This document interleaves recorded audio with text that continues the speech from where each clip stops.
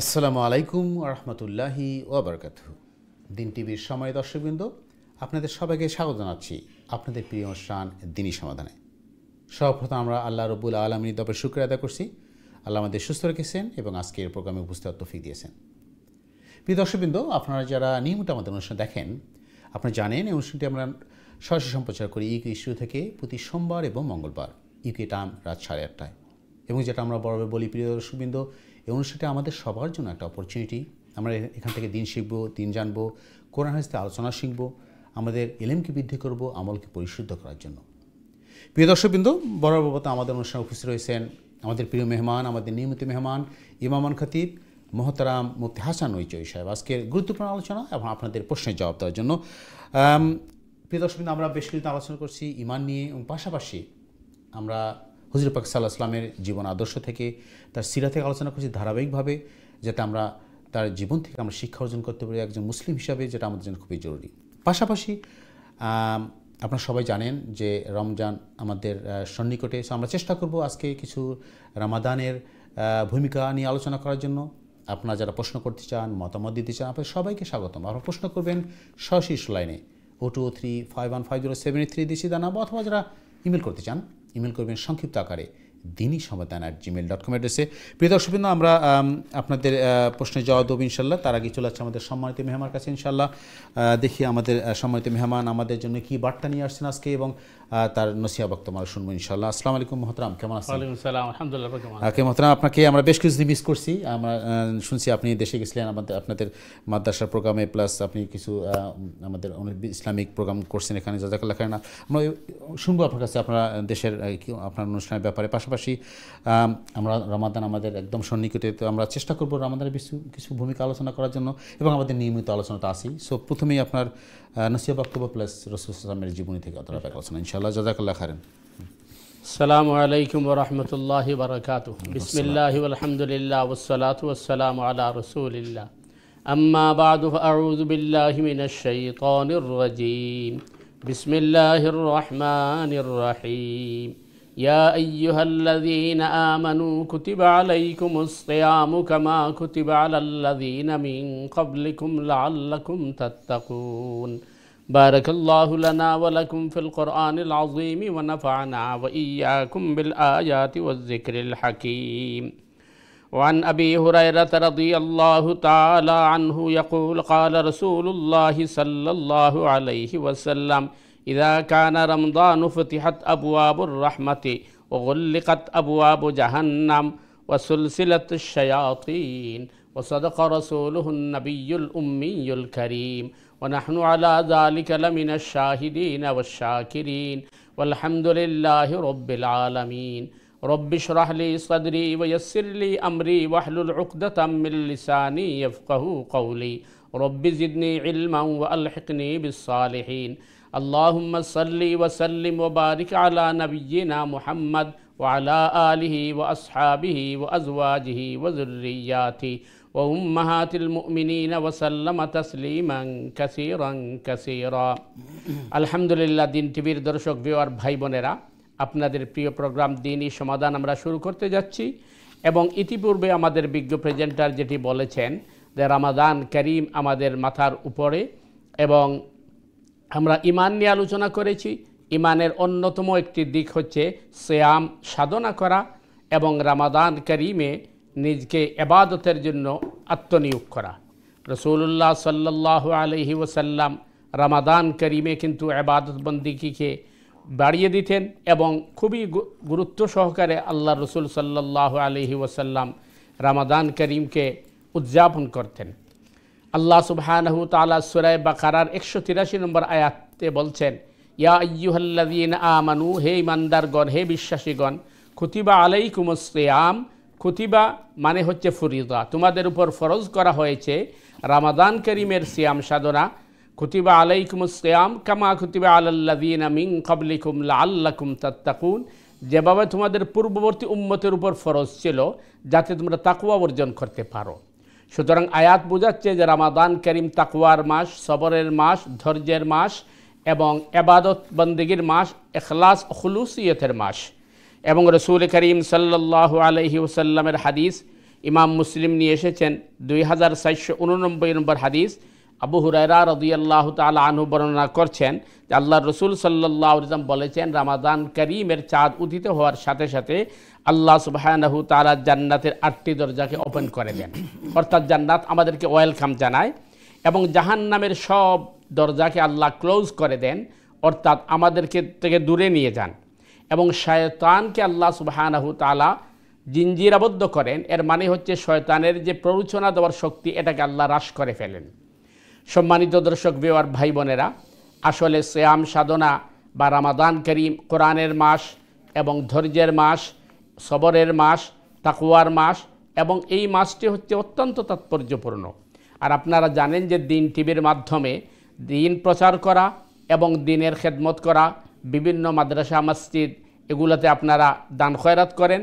আল্লাহ সুবহানাহু তাআলা রমাদান করিমের মধ্যে আমাদেরকে সিয়াম সাধনার মাধ্যমে আমরা যেন আরও বেশি সাদাকা এবং দান খয়রাত করতে পারি। আল্লাহ সুবহানাহু তাআলা আমাদেরকে তৌফিক দান করুন। এবং আমরা রিকোয়েস্ট করব, আমরা প্রত্যেকেই আমাদের পরিচিত মহল, আত্মীয় স্বজন, তাদেরকে আমরা এনকারেজ করব যাতে করে রমাদান করিমে বেশি বেশি ইবাদত ইখলাসের সাথে করতে পারি, এবং পাশাপাশি আমরা যেন সাদাকা খয়রাতের হাতকে সম্প্রসারিত করতে পারি, এবং এই দিন টিভির হাতকে আরও শক্তিশালী করতে হবে, কারণ এর মাধ্যমেই আমরা দিনের প্রচার এবং প্রসার ঘটাচ্ছি, এবং সমাজের মধ্যে এর অবদান অনেক বেশি। সম্মানিত দর্শক ভিউয়ার ভাই বোনেরা, প্রশ্ন হচ্ছে রমাদান করিমে আমরা সুবে সাদিক থেকে নিয়ে সূর্যাস্ত পর্যন্ত আহার পানাহার থেকে বিরত থাকব। এটি হচ্ছে এই আবিধানিকভাবে সিয়াম বলা হয়। আর শরীয়ভাবে সিয়াম বলা হয় যে শুধুমাত্র আহার পানাহার থেকে বিরত থাকাই নয়, আমরা সব ধরনের গুনাহের কাজ থেকে আমরা বিরত থাকব, এবং সব ধরনের অন্যায়, অত্যাচার, অবিচার, রূঢ় ব্যবহার এবং বিভিন্ন ধরনের গুনার কাছ থেকে আমরা বিরত থাকব। যদি আমরা শুধু আহার পানাহার থেকে বিরত থাকি আর গুনাহ থেকে বিরত না থাকি, তখন আল্লাহর রাসূল বলেছেন এই রোজা এটা আল্লাহর কাছে গ্রহণযোগ্য নয়। প্রশ্ন হচ্ছে যে আল্লাহ সুবহানাহু তাআলা আমাদেরকে সিয়াম সাধনার নির্দেশ কেন দিলেন? অর্থাৎ আমরা দিনের বেলা যখন আহার পানাহার যৌন সম্ভোগ থেকে দূরে থাকবো, এতে আমাদের উপকার কী? দেখেন, কোরআন আমাদেরকে যেটি বলছে, রাসূলুল্লাহ সাল্লাল্লাহু আলাইহি ওয়াসাল্লামকে আল্লাহ বলেছেন যে আপনি বলুন, কুল ইন্না সালাতি ওয়া নুসুকি ওয়া মাহইয়ায়া ওয়া মামাতি লিল্লাহি রাব্বিল আলামিন। বলুন আয় রাসূল, নিশ্চয় আমার ইন্না সালাতি ও নুসুকি আমার কুরবানি, ও মাহইয়ায়া আমার জীবন, ও মামাতি আমার মৃত্যু, লিল্লাহি রাব্বিল আলামিন একমাত্র আল্লাহ সুবহানাহু তাআলার জন্য। তাহলে বোঝা যাচ্ছে আমাদের আহার পানাহার, বেঁচে থাকা, আমাদের মৃত্যুবরণ করা সব কিছু আল্লাহ সুবহানাহু তাআলার জন্য হতে হবে। এই জন্য আমাদেরকে আমরা এই রমাদান, এটি হচ্ছে তাকওয়া এবং সবর এবং এই আপনার আমলের ট্রেনিংয়ের মাস। যেভাবে দেখেন আমরা যেভাবে আহার করি, পানাহার করি, পশু ও আহার করে, পানাহার করে, পশু যৌন সম্ভোগ করে, এখন আমরা যদি আহার পানাহার ওই পশুর মতোই করি, যে আমরা আল্লাহর নাম নেই না আহার পানাহারের সময়, অথবা রাসূল সাল্লাল্লাহু আলাইহি ওয়াসাল্লামের সুন্নাহকে আমরা অনুসরণ করি না, আমরা খিদা লাগলো খেয়ে ফেললাম, অথবা আমরা এমনি খাওয়া শুরু করলাম, তো এটা তো পশু আর মানুষের মধ্যে কোনো ব্যবধান সূচনা করে না। এই জন্য আমাদেরকে আহার পানাহার করতে হবে আল্লাহর হুকুম এবং রাসূলুল্লাহ সাল্লাল্লাহু আলাইহি ওয়াসাল্লামের তরিকা অনুযায়ী। আমরা যখন আহার বা পানাহার শুরু করব, তখন বিসমিল্লাহ বলে শুরু করব, আর শেষ করার পর আলহামদুলিল্লাহ বলবো। তো এই যে আমরা রমজানের কয়েক ঘন্টা পর্যন্ত দিনের বেলা সিয়াম সাধনা করব, এ দিয়ে আমরা প্রমাণ করব যে আমাদের আহার করা, পানাহার করা, আমাদের সব কাজ করা, এবং কি আমরা যদি উপাস থাকি তাও আল্লাহর জন্য। এক কথায় আমাদের জীবনের প্রতিটা মুহূর্ত আল্লাহ সুবহানাহু তাআলার জন্য আমরা কোরবান করে দিব। এই ট্রেনিংটার জন্য রমাদান করিমকে আল্লাহ সুবহানাহু তাআলা আমাদের জন্য ফরজ করেছেন। আর নাই আমরা আহার করি আর না করি, এতে আল্লাহর যায় আসে না।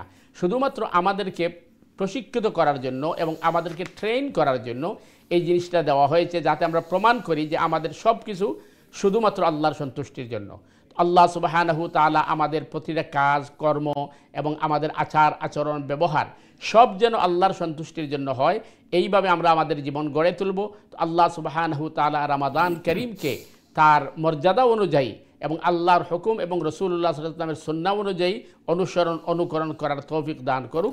সুবহানাকাল্লাহুম্মা বিহামদিকা আশহাদু আল্লা ইলাহা ইল্লা আনতা আস্তাগফিরুকা ওয়া আতুবু ইলাইক। ওয়াসসালামু আলাইকুম ওয়া রাহমাতুল্লাহি ওয়া বারাকাতুহু। ওয়ালাইকুম আসসালাম ওয়া রাহমাতুল্লাহ। সুপ্রিয় দর্শকবৃন্দ, আপনারা অবশ্যই শুনলেন আমাদের সম্মানিত মেহমান আমাদের সামনে খুবই গুরুত্বপূর্ণ আলোচনা শুরু করছেন। যদি এটা সূচনা, আমরা চেষ্টা করবো আরও বিস্তারিত আলোচনা করার জন্য আমাদের সময়ের মতো, এবং পাশাপাশি আপনারাও প্রশ্ন করবেন, মতামত দেবেন ইনশাআল্লাহ। আমরা শুরুতে আজকে বলছি যে আসলে যেহেতু আমাদের রামাদান একদম আমাদের ডোরের গোড়ায় চলে এসেছে, সো আমরা চেষ্টা করব মূলত আমরা রমজান নিয়ে আলোচনা এই অনুষ্ঠানই করব। সো আপনার পাশাপাশি আপনারা অন্য প্রশ্ন অবশ্যই করবেন আপনাদের দৈনন্দিন জীবনে যে আমরা যে সমস্যাগুলোর সম্মুখীন হই, অথবা আমাদের যেগুলো জানা দরকার, আমাদের প্রশ্নের আসে যে সমস্ত দিনের ব্যাপারে, আমরা চেষ্টা করব সেগুলো প্রশ্নে জবাব দেওয়ার জন্য।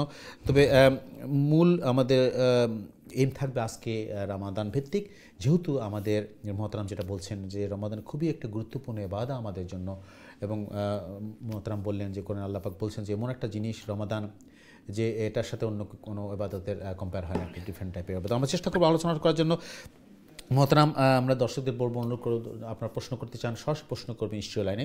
দয়া করে আপনার ফোন করার সময় টিভির ভলিউম কমিয়ে দিয়ে অথবা মিউট করে আমাদের ফোনে কথা বলবেন, ফোনে আপনার প্রশ্ন করবেন, এরপর আপনার টিভিতে অনুষ্ঠান দেখতে থাকবেন।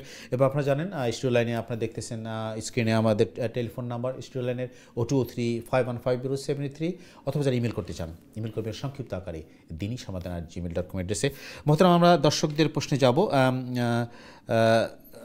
শুরুতেই যে জিনিসটা আমি জানতে চাচ্ছিলাম যে আসলে আপনি বললেন যে রমাদান সময় জান্নাতের 8টি দরজা খোলা হয় এবং জাহান্নামের দরজাগুলো বন্ধ করা হয়, এবং শয়তানকে আবদ্ধ করা হয় যাতে তারা শয়তান মানুষকে প্ররোচনা করতে না পারে। তা আমার কথা হলো, এবং আমাদের সমাজে এ ব্যাপারে বহুত কথা প্রচলিত আছে মহতারাম, অবশ্যই আপনি জানেন যেগুলো, যে যদি বলা হয় যে তাই যদি হয় তাহলে কেন আমরা এই রমাদান মাসে অন্যায় আচরণ হয়, মানুষ খারাপ কাজ করে বা অমন্দ কাজ করে, এই যে অন্যায় অবিচার জুলুম অত্যাচার যে আমাদের সমাজ আছে, রমজান মাসে বন্ধ হয় না।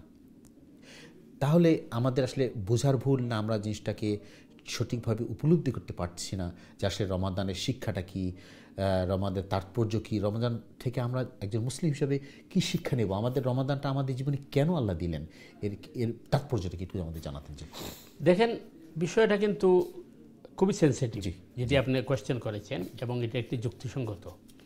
আল্লাহ সুবহানাহু তাআলা যদি আসলেই শয়তানকে আবদ্ধ করে রাখেন, তাহলে রামাদানে তো মানুষ গুনাহ করে, চুরি করে, বাটপারি করে, যার যা করার, এটা করে কি জন্য?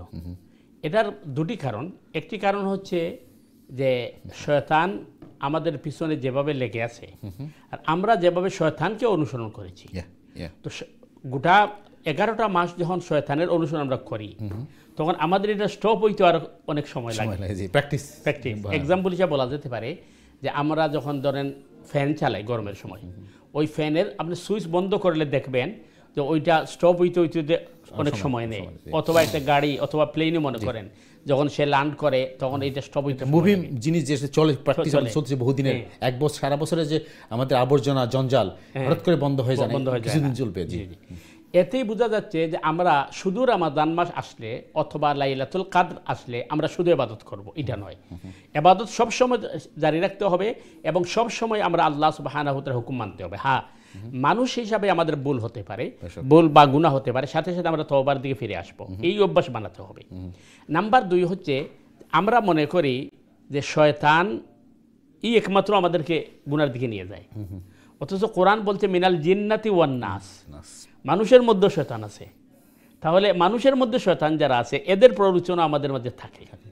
নাম্বার 3 হচ্ছে যে এই আল্লাহ সুবহানাহু তাআলা যখন সমস্ত ফেরেশতাদেরকে বলেছিলেন যে তোমরা আদমের উদ্দেশ্যে সিজদা করো, সমস্ত ফেরেশতা সিজদা করলো, ইবলিস করে নাই। তাহলে ইবলিসকে ধোঁকা কে দিল? আমাদেরকে শয়তান দিয়ে ইবলিসকে কে দিল? তো এটার জবাব হচ্ছে যে কোরআনে কারীমের মধ্যে ইউসুফ আলাইহিস সালাম বলছেন, ওমা উবাররিউ নাফসি ইন্নান নাফসা লাআম্মারাতুম বিসসুই ইল্লা মা রাহিমা রাব্বি, আমি আমাকে ধোয়া তুলসী পাতা মনে করি না, আমার নফসও কিন্তু আমাকে গুনার দিকে দাবিত করেছিল, কিন্তু আমার রব আমাকে হেফাজত করেছেন। এতে বোঝা যায় যে আমাদের নফস হচ্ছে সবচেয়ে বড় শয়তান। আর এই নফসটাকে আপনি সঠিক পথে আনার জন্যই আমাদেরকে যে রমাদানে সিয়াম সাধনা করতে হবে, নিয়মিত সালাত আদায় করতে হবে, তেলাওয়াত করতে হবে, জিকির আজকার করতে হবে। এই জন্য কোরআনে সূরা যুখরুফের মধ্যে বলা হয়েছে যে মানুষ যদি আপনার ওই আল্লাহর জিকির থেকে দূরে সরে যায় তখন কারিন নামক শয়তান মানুষের সাথে থাকে, সব মানুষের সাথে থাকে কারিন। কারিনটা প্রভাবশালী হয়ে পড়ে। তো যেহেতু কারিনটা 11 মাস প্রভাবশালী ছিল, সুতরাং আমরা রামাদান আসলেই যে তাদেরকে দুর্বল করে ফেলবো এটা তো সহজ নয়। তবে হ্যাঁ, কোরআন আমাদেরকে যে বলছে যে আমরা এই ধরনের সিজন, যেটাকে বলা হয় প্রত্যেকটা সিজন থাকে, ইবাদতের সিজন হচ্ছে রামাদান কারীম।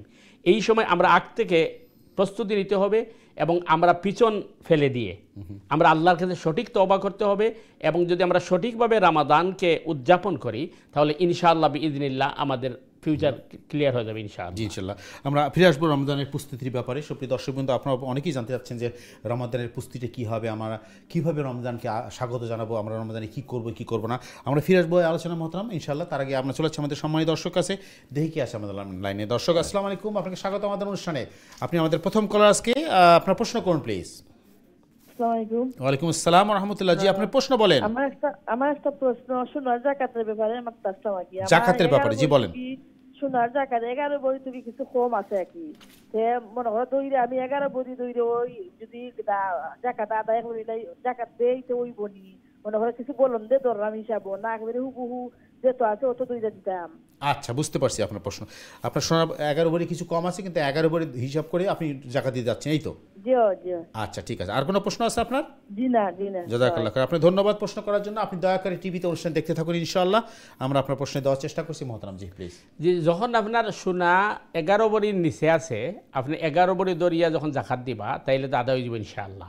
তার কারণ হইল বেশি দেওয়ার মাঝে সব আছে, কম যাতে না হয়। আপনি 11 ভরি দরিয়া দিলে আদায় হয়ে যাবে ইনশাআল্লাহ। আল্লাহ তৌফিক দান করুক যাতে আমরা আমরা উপরে জাকাত, অর্পিত জাকাত যাতে আমরা আদায় করতে পারি আর এর মাধ্যমে আমরা আল্লাহর নৈকট্য অর্জন করতে পারি। জি মহতারাম, আমি আমার সময় দর্শক ধন্যবাদ। যে খুবই গুরুত্বপূর্ণ প্রশ্ন করছি। এই প্রশ্ন আমাদের অনেকেই করেন এবং বারবারই আসে যে আসলে জাকাতের যে নেশাব পরিমাণটা একটু আমরা জানাতেন। আসলে কোন পরিমাণ সম্পত্তি থাকলে, টাকা পয়সা থাকলে বা সোনাদানা থাকলে বা রূপা থাকলে আমাদের একজনের উপর জাকাত ফরজ, একটু জানাবেন। এবং সেটা কি ব্যবহৃত সম্পদ থাকলেও কি জাকাত দিতে হবে কিনা একটু জানাবেন। যে কি আসল বিষয়টা হচ্ছে যে আপনার যদি 7.5 ভরি স্বর্ণ পরিমাণ যদি আপনার কাছে সম্পদ থাকে, যেটি শুধু সোনায় থাকতে হবে না অন্য কিছু? না না, যে কোনো জিনিস। আচ্ছা, যদি 7.5 ভরির উপরে আপনার 7.5 ভরি সমপরিমাণ আপনার কাছে সম্পদ থাকে, যেটি আপনার নিত্য প্রয়োজনীয়ের বাহিরে, আচ্ছা, মানে এটাকে জমানো বলতে পারেন, জমানো, সেভিংস, সেভ।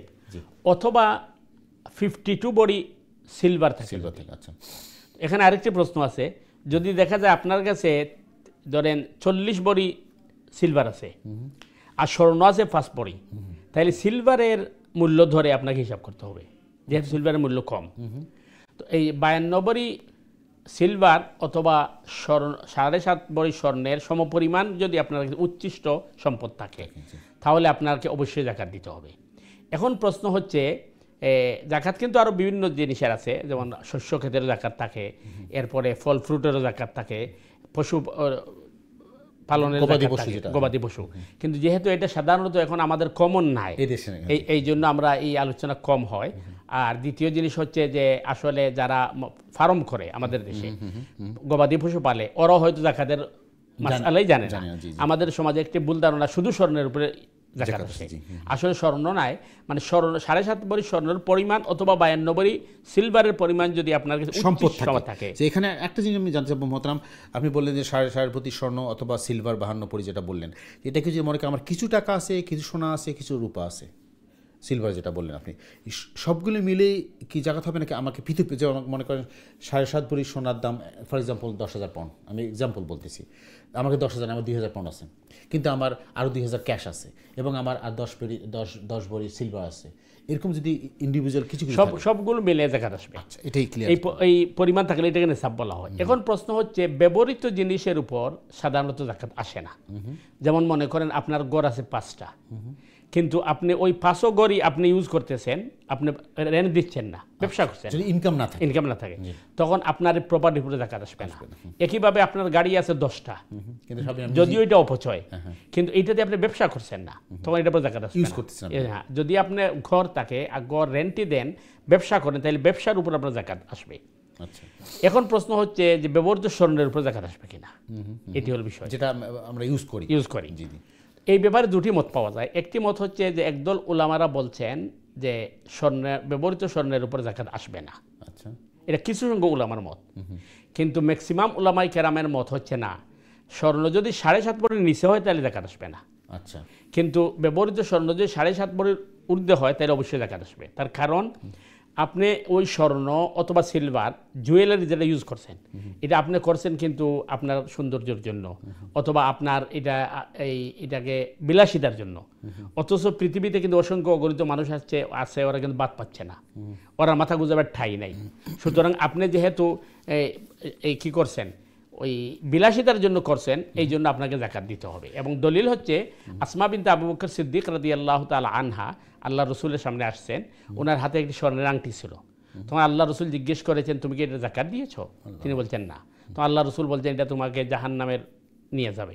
তাই বোঝা যায় যে আপনি এই জন্য উলামায়ে কেরাম বা সব মানে একমত যে 7.5 ভরির নিচে যেতে মানে আপনার যে সমস্ত সম্পত্তি আপনি ইউজ করতেছেন না প্লাস ইউজ করতেছেন সবকিছু মিলেই যদি আপনার 7.5 নেশাব পরিমাণ হয়ে যায় তাহলে জাকাত দিতে হবে। জাযাকাল্লাহ। আমাদের খুবই গুরুত্বপূর্ণ আলোচনা প্রিয় দর্শকবৃন্দ শুনলেন, এবং আশা করি আমাদের সবার এটা ক্লিয়ার হলো যে জাকাতের পরে আমাদের অনেক প্রশ্ন আসে, অনেক আসলে আমরা কনফিউজড সত্যি। এবং এই পরিমাণ কাজ টাকা থাকলেও জাকাত দিতে হবে। এটাই আমি জানতে চাচ্ছিলাম। শর্ত হচ্ছে 1 বছর এটা এই জিনিসটা আমি জিজ্ঞেস করতে আপনি শুরু করে দিলেন। আসলে এখানে আমাদের অনেকের কনফিউশন। আসলে জাকাতটা কি আমাদের মনে করেন আমার কাছে আজকে 10,000 পাউন্ড আছে, আমি ধরেন 10 মাস পরে আবার এটা আমি খরচ করে ফেললাম বা আমার কোনো কাজে ইউজ করে ফেললাম, আমার জমানো থাকলো না। আপনি বললেন যে যদি এই নেশাব পরিমাণ টাকাটা, সম্পত্তিটা, সোনাটা যদি আমার 1 বছর জমানো থাকে তাহলে জাকাত আসবে। মনে করেন আমি একটু এক্সাম্পল দিই, সব দর্শকগুলো অবশ্যই আপনারা আমাদের সাথে আছেন, কারণ এই জিনিসটা একটু ক্লিয়ার হওয়া দরকার আমাদের কনফিউশনকে দূর করার জন্য। যে মনে করেন আমার 10 মাস আমার 10,000 টাকা থাকলো, যে আমি এক্সাম্পল দিচ্ছি যে নেশাব পরিমাণ বোঝানোর জন্য, কিন্তু 10 মাস পরে শেষ হয়ে গেল, কিন্তু আবার 2 মাস পরে আবার আমার টাকা 10 মাস হলো, যে নেশাব পরিমাণ কথা বলছি, তাহলে কি জাকাত হবে কিনা? দেখেন, মনে করেন আপনার কাছে 101 কোটি টাকা আছে, জি, কিন্তু ওই টাকাটা বছর ফুড়ে নাই, বছর আগে আপনি একটা গড় কিনে ফেলছেন, টাকাটা আপনার হাতে চলে গেছে, তখন তো আপনার জাকাত আসবে না। কিন্তু দেখা যায় যদি যে 2 মাস পরে আবার আপনার কাছে ওই পরিমাণ টাকা এসে গেছে, তখন সতর্কতার জন্য জাকাত দিয়ে দেওয়া উত্তম হবে। আচ্ছা, কারণ যেহেতু আপনার কাছে আবার ফিরে আসছে টাকাটা, আগের 10 মাস আর 2 মাস মিলে গেলে 12 মাস হয়ে যায়। ইনশাআল্লাহ। ঠিক আছে, আমরা খুব গুরুত্বপূর্ণ আলোচনা প্রিয় দর্শকবৃন্দ শুনলাম, এবং আশা করি জাকাতের নেশাবের পরিমাণ এবং সময়ের যে একটু আমাদের কনফিউজড হই আমরা, এটা ক্লিয়ার হয়ে গেছে। যদি আপনাদের এরপর প্রশ্ন থাকে প্রশ্ন করবেন প্রিয় দর্শকবৃন্দ, এবং এরপরে রমাদানের আলোচনা তো আসি, আপনারা অবশ্যই আমাদের সাথে থাকবেন। তো আমরা ছোট্ট একটি বিরতি যাচ্ছি প্রিয় দর্শকবৃন্দ, বিরতির পর আবারও ফিরে আসবো আমাদের গুরুত্বপূর্ণ আলোচনা রমাদান করিম নিয়ে, এবং রমাদানের ব্যাপারে প্রস্তুতি এবং আমাদের করণীয় কী এটা আলোচনা করবো আমরা। এটা আলোচনা আমাদের সাথে থাকবেন। আমরা ছোট্ট বিরতির পরে আবার ফিরে আসবো ইনশাল্লাহ। ততক্ষণ আমাদের সাথে থাকুন। আসসালামু আলাইকুম রহমতুল্লাহি ওয়া বারাকাতুহু।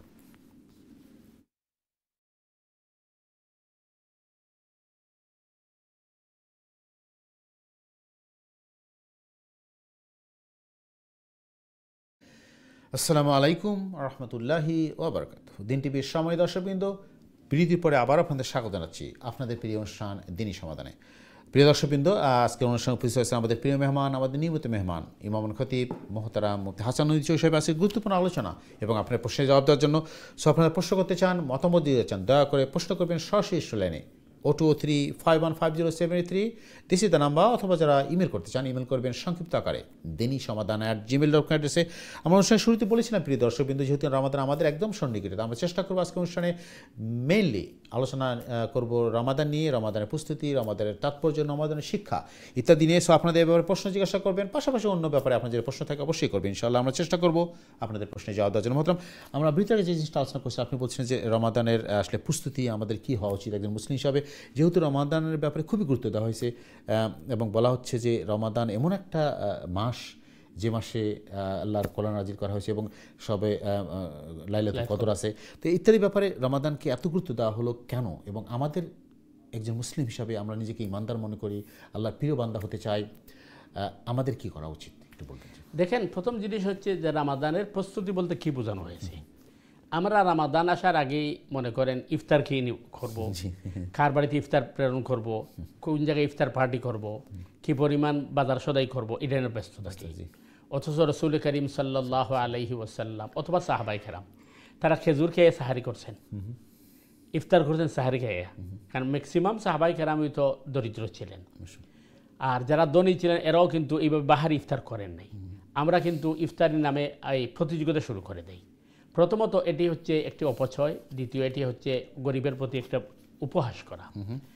এবং রামাদানের প্রস্তুতি বলতে রসুল করিম সাল্লাল্লাহু আলাইহি ওয়াসাল্লাম এই রামাদান মাস ছাড়া সবচেয়ে বেশি রোজা রাখতেন শাবানে, অর্থাৎ চলতি মাসে, কারেন্ট মাসে। তো এই রোজা রাখার কারণ হলো এটি রসুল করিম সাল্লাল্লাহু আলাইহি ওয়াসাল্লাম রামাদানের প্রস্তুতি হিসেবে নিতেন। নাম্বার 2 হচ্ছে যে নফল এবাদত বেশি করতেন।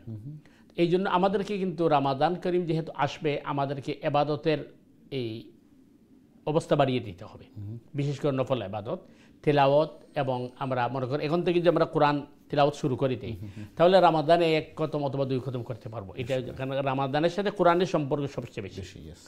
এবং আজকে যে আমি আয়াত তেলাওয়াত করছি 183 থেকে নিয়ে সম্ভবত 188 পর্যন্ত সূরা বাকারা, ওই আয়াতগুলোর মধ্যে যেগুলো আলোচনা করা হয়েছে, প্রথমত বলা হচ্ছে তোমাদের ইমানের চর্চা করা, তাকওয়ার চর্চা করা।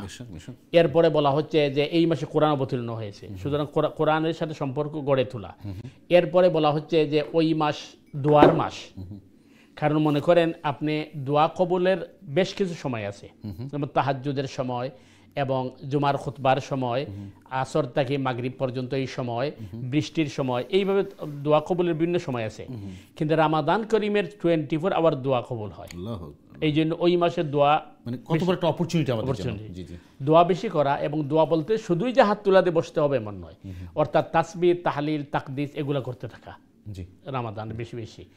আর রামাদান কেন, রোজা কেন ফরজ করা হয়েছে, এটা তো কোরআনই বলে দিচ্ছে লাআল্লাকুম তাত্তাকুন, যাতে তোমরা তাকওয়া অর্জন করো। এখানে মহতারাম আমি একটু যদি দর্শক অবশ্যই আমাদের সাথে আছেন, গুরুত্বপূর্ণ জিনিস মহতারাম বললেন যে আসলে আমাদের এই জিনিসটা আমরা আসলে আমাদের মধ্যে অনেক কনফিউজড আমরা, যে আসলে রমাদান কি শুধু এই না খেয়ে থাকার নাম, বা সকাল থেকে সন্ধ্যা পর্যন্ত খেলাম না, পানাহার করলাম না, অন্যান্য কাজগুলো করলাম না, এটাই কি রমাদানের শিক্ষা? আমরা এটাই কি রমাদান বলতে আমরা বুঝিটা কি আসলে? রমাদান কি না খেয়ে থাকার নাম কি রমাদান কি না, আপনি যদি বলছি? দেখেন, আমাদেরকে প্রথম বুঝতে হবে তাকওয়া কাকে বলছি। তাকওয়া হচ্ছে অন্তরের অন্তঃস্থলে যা আমি ধারণ করি, এটি নাম হচ্ছে তাকওয়া। আমার বিশ্বাসটা মনে করেন আমাদের সমাজে নামাজির সংখ্যার চেয়ে রোজাদারের সংখ্যা বেশি। আপনি একমত কিনা জানেন? অবশ্যই 100%। তার কারণ সমাজকে দেখানোর জন্য অনেকে রোজা রাখছে, তখন এটা তাকওয়া নয়, এই রোজা কোনো কাজ দিবে না। এটা অনেক পর্যায়ে কিন্তু শিরকও পৌঁছে যেতে পারে। কারণ হাদিসে আসছে মান সাল্লা ইউরাই ফাকাদ আশরাকা ওমান সামা ইউরাই ফাকাদ আশরাকা ওমান তাসাদ্দাকা ইউরাই ফাকাদ আশরাকা। যে নামাজ পড়ছে দেখানোর জন্য শিরক করছে, রোজা রাখছে দেখানোর জন্য শিরক করছে, সাদাকা দিছে দেখানোর জন্য শিরক করছে। তো আমাদের অন্তঃস্থলে কি জিনিস আছে এটা আল্লাহ তো জানেন, অবশ্যই জানেন। এটা তো লুকানোর কিছু নেই, আল্লাহ আলিমুম বিযাতিস সুদূর। আমরা ভাবতেছি যে আমার মনের মধ্যে আর কি জান, মানুষ তো জানলো না আমি কি করছি। এটাও হতে পারে যে আমার আগে আমি শয়তানের ওয়াসওয়াসা বা প্ররোচনায় আমি সঠিকভাবে ইবাদত করি নাই, আর যারা রামাদানে আমি রোজা রাখি আস্তে অভ্যস্ত হয়ে যাব, এই নিয়ত যদি থাকে আলহামদুলিল্লাহ। কিন্তু আমাদের সমাজে এর বিপরীতটা দেখা যায়, যে নামাজির সংখ্যা কম, রোজাদার। ফিরে আসবো মহতারাম আমার গুরুত্বপূর্ণ আলোচনার সময়। দর্শক অবশ্যই আপনারা জিনিসটা শুনলেন মহতারাম কি বললেন আমাদের সমাজে, এবং আপনারা অবশ্যই আমাদের সাথে একমত হবেন যে আমাদের সমাজে, আমাদের যে কমিউনিটি, এখানে নামাজির সংখ্যার চেয়ে রোজাদের সংখ্যা কয়েকগুণ বেশি। এবং আর আশ্চর্যের সঙ্গে সত্য হলো মহতারাম দর্শক অবশ্যই আমাদের কথা স্বীকার করবেন যে দেখবেন যে আমরা অনেকেই আমরা নিজেকে ইনক্লুডিং করে বলছি যে রোজা রাখছি কিন্তু নামাজ পড়ি। আমরা এই আলোচনায় ফিরে আসবো আমাদের রমাদানের করণীয় কি এবং আমাদের শিক্ষা কি এবং আমাদের কি করা উচিত মুসলিম হিসেবে। তার আগে আমরা প্রশ্ন নিয়ে আসি, আমাদের চলে যাচ্ছে সরাসরি দর্শকদের কাছে। দর্শক আসসালামু আলাইকুম, আপনাকে স্বাগত অনুষ্ঠানে, আপনার প্রশ্ন করুন প্লিজ। ওয়ালাইকুম আসসালাম ওয়া রাহমাতুল্লাহি ওয়া বারাকাতুহু। ভালো আছেন? জি আলহামদুলিল্লাহ, আপনি কেমন আছেন? আলহামদুলিল্লাহ খুব ভালো। প্রথম হলো গত 2-1 সপ্তাহে আমি গত সপ্তাহের আগেও আমি 2 দিন ফোন করছি। জি আপনাকে বলি লাইভ ছিল না রিপিট করা হয়েছিল। আচ্ছা জি আমি আপনাকে বলি, আপনাকে একটু লাইনে থাকেন। আমরা ক্ষমা প্রার্থনা করছি, আমাদের সম্মানিত মেহমান সাহেব বাংলাদেশে দেশে গেছিলেন, তার নিজের মাদ্রাসা আছে, মাদ্রাসাতে বড় বড় ইসলামিক প্রোগ্রাম হয়েছে, সেখানে উনি এই জন্য ছিলেন না, এই জন্য আমরা প্রোগ্রামটা সরাসরি প্রচার করতে পারিনি। জি ঠিক আছে, এর জন্য আমি না কোনো ভুল করি না ঠিক আছে। জি জি আপনাকে ধন্যবাদ, আপনারা কষ্ট করছেন এই জন্য আমরা দুঃখিত। জি বলেন। না ঠিক আছে। প্রথম প্রশ্ন হইল যে এই মাসে যে রোজা রাখবেন, তো হুজুরের কাছে জানতে চাই যে যেগুলা দিন রয়েছে এগুলা রোজা রাখার মাঝে কতটুকু, মানে এটা কোনো স্পেশাল রোজা রাখার কোনো ইয়ে আসেনি। আচ্ছা, খুবই গুরুত্বপূর্ণ প্রশ্ন। কতটুকু ফজিলত। আর দ্বিতীয় যে হুজুর হয়েছে জানতে চাই, অনেক সময় যেমন জামাতের সাথে যে সময় নামাজ পড়ি, আমরা যে কোরআন শরীফ তেলাওয়াত করি, যেমন একটা সূরার কথা ইয়ে করি, যেমন তাব্বাত ইয়াদা, ইমাম সাহেব বলে দেখছি অনেক সময় তাব্বাতি তার নিচে তো কোনো যে নাই, এরকম যে পড়েন এটা কি সঠিক হয়নি?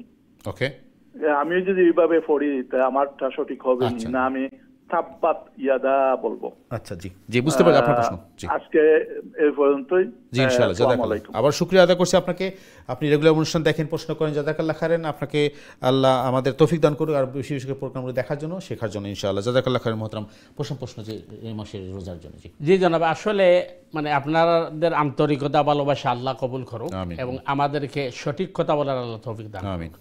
আসল বিষয় হচ্ছে যে আমি আগে যে আলোচনা করছি, রসুল করিম সাল্লাল্লাহু আলাইহি ওয়াসাল্লাম শাবান মাসে সবচেয়ে বেশি রোজা রাখতেন। তো হাদিসে পাওয়া যায় আল্লাহর রসুল 15ই শাবানের আগ পর্যন্ত রোজা বেশি রাখতেন। 15ই শাবানের পরে আল্লাহর রসুল কিন্তু ওই আইয়ামে বিদের রোজা যেটা বলা হয় 13, 14, 15, এরপরে আল্লাহর রসুল সাল্লাল্লাহু আলাইহি ওয়াসাল্লাম আর নফল রোজা রাখেন নাই। তার কারণ রসুল করিম সাল্লাল্লাহু আলাইহি ওয়াসাল্লাম আমাদেরকে বলছেন যে রামাদানের রোজাটা ফরজ রোজা, আর আমরা যদি এই সময় রোজা রাখি, অর্থাৎ রমজান কাছাকাছি আসলে, তখন দুটি হইতে পারে। একটা হলো যে এই আপনার নিজে দুর্বল হয়ে পড়তে পারেন, তখন রামাদানের রোজা রাখতে কষ্ট হবে। নাম্বার 2 হচ্ছে যে শাবানের রোজা নফল আর রামাদানের রোজা হচ্ছে ফরজ, দুটোটা এক জায়গায় মিক্স হয়ে যাবে। এই জন্য মানে এই মুহূর্তে রোজা না রেখে আপনার ওই তসবিহ তাহলিল তিলাওয়াত করা ভালো, আর রামাদানের যে প্রস্তুতি নেওয়া। একই বিষয় দেখা যাচ্ছে যে আল্লাহ রসুল সাল্লাল্লাহু আলাইহি ওয়াসাল্লাম হজের মৌসুমে বলেছেন যে মেইন হজের আগে তোমরা বেশি বেশি তোয়াফ করো না, অথবা বেশি বেশি উমরা করো না। কারণ মেইন হজের আগে যদি তোমরা বেশি তোয়াফ করো অথবা বেশি উমরা করো, তখন তোমরা টায়ার্ড হয়ে যাবে, আর ফরজ হজটা আদায় করতে তোমাদের কষ্ট হবে। তো ইসলামের সিস্টেমটা খুবই সুন্দর। তো শাবানের বাকি যে দিনগুলো রয়েছে, এই দিনগুলোতে আর মানে আর রোজার নফল রোজা রাখার আলাদা ফজিলত নাই, কারণ যেহেতু সামনে রামাদান আসছে, ফরজ আর সুন্নত যাতে একীভূত না হয়। নাম্বার 2 হচ্ছে যেটি আপনি বলছেন যে আসলে নামাজ যারা ইমামতি করেন, অনেক ক্ষেত্রেই আমরা দেখছি যে অনেক ইমাম সাহেব আছেন, মানে সবাই নাই, অনেক আছেন যে ওদের তিলাওয়াতের মধ্যে তাজবিদ যেটা, অথবা কোরআন যেটা বলছে ওয়ারাত্তিলিল কোরআন তারতিলা, কোরআনটা তোমরা তারতিলের সাথে তাজবিদের সাথে পড়ো, অনেকের তাজবিদ কিন্তু সঠিক নয়। নাম্বার 2 হচ্ছে যে অনেকে ওই আপনার তিলাওয়াতকে সুন্দর করতে গিয়ে অনেক সময় অনেক ভুল করে ফেলেন, যেটা আপনি বলছেন যে তাব্বাতি ইয়াদা যদি বলেন তাহলে এটা ভুল হয়ে যাবে, কারণ ওইটার উপরে সাকিন বা জজম আছে।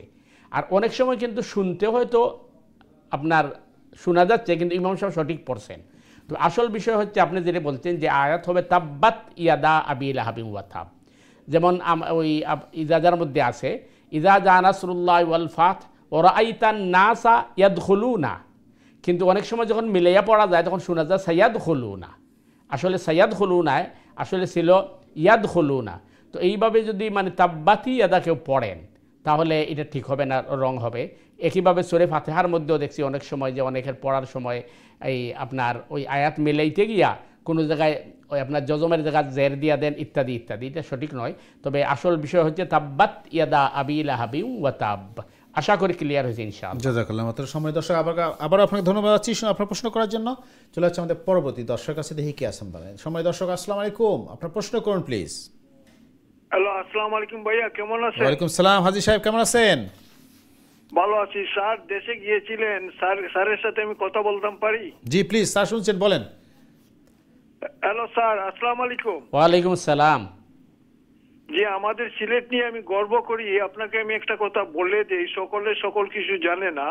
খ্রিস্টীয় যুগের আগে, খ্রিস্টানের যে ঈসা আলাইহিস সালামের আগে সভ্য জাতি আছিল, তখনকার ব্রাহ্মণ আছিল। আমার প্রশ্ন হইল স্যার একটা, হযরত ঈসা আলাইহিস সালাম যে সময় দুনিয়াতে আইবা, সকল খ্রিস্টানে কয় তারা যেটাই বিশ্বাস করবো ঈসা আলাইহিস সালাম রে, তারা যে ঈসা আলাইহিস সালাম দুনিয়াতে চন তারা সকল ব্যস্ত যাইব ইতো হাসা কেন ঈসা আলাইহিস সালামের সাক্ষী দিয়ে আরো দুইজন খ্রিস্টানদের লইয়া তাই দেশ দেখে আইছন এই দুইজন খ্রিস্টান জিতা ঈসা আলাইহিস সালামও জিতা।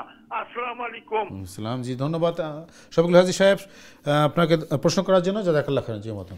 জি আসলে হাজী সাহেব আপনি যে আলোচনা করছেন খুবই গুরুত্বপূর্ণ। কোরআনে কইছে ইন্নাদ-দীনা ইনদাল্লাহিল ইসলাম, নিশ্চয় আল্লাহর কাছে মনোনীত ধর্ম একমাত্র ইসলাম।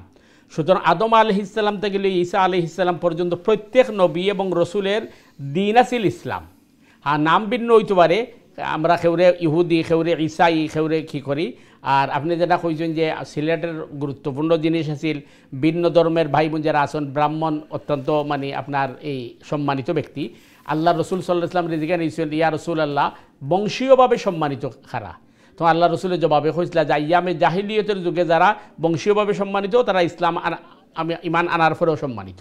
সুতরাং সব ধর্মের এই সম্মানিত মানুষ যারা আছে এরা আমরা সম্মান করি। আর আমরা আশা করবো যে দিন এবং ইসলাম যেটি সঠিক ধর্ম এটার উপরে আমরা টিকে থাকতাম পারি। আপনার সুন্দর মতামত দিলে ধন্যবাদ। জাযাকাল্লাহ মোহতারাম শফিকুল সাহেব, আপনাকে ধন্যবাদ। হাজী সাহেব আবার প্রশ্ন করার জন্য চলে যাচ্ছে আমাদের পরবর্তী দর্শকের কাছে। দেখি কে আছেন লাইনে। সময় দর্শক আসসালামু আলাইকুম, আপনার প্রশ্ন করুন প্লিজ। আমি একটা প্রশ্ন করতাম স্যার। জি প্লিজ বলেন। আমরা যখন নামাজ পড়ি না, নামাজ পড়ে তো আমরা বাঙালি মসজিদে হলো মানে সালাম ফিরে মানুষ ফট করে উঠে যায়নি, তসবিহ তালিম খরাত করে তো 5-6 মিনিট টাইম যায়। এটা কি রিয়ার মধ্যে পড়বো নি? এটা জানতাম স্যার। আমার মানুষে তো চায় খালি মানে সুবহানাল্লাহ, আলহামদুলিল্লাহ, লা ইলাহা ইল্লাল্লাহ, আস্তাগফিরুল্লাহ, মানে এগুলো হয়তো ওইটা সময় লাগে না নি। আমি ওটা কইতাম স্যার, আমরা বাঙালি মসজিদে হলো মানে সালাম ফিরে ফট করে উঠে যায়নি, মানে দোয়াটা মারি দিলে বাদে ফাল মারে উঠে যায়নি। আচ্ছা জি, বুঝতে পারছি। মানে সালাম ফেরার পরে যে মুসলিমরা সময় মানে 4-5 মিনিট টাইম যায় আগে। আচ্ছা জি জি, বুঝতে পারছি আপনার প্রশ্ন। এটা এগুলা কি রিয়ার মধ্যে পড়বো না? আমরা বাঙালি হলে তো এটা খুব কম করে। জি আমি বুঝছি আপনার প্রশ্ন। প্রথম কথা হইল যে আপনি যেটা কয়রা যে আমরা মানে কমিউনিটির মাঝে ফরজ সালাম ফিরানির সাথে সাথে সুন্নত দাঁড়াই যায় মানুষ। প্রথম হইল এটা ঠিক আছে কিনা, এটা অবশ্যই ঠিক নাই।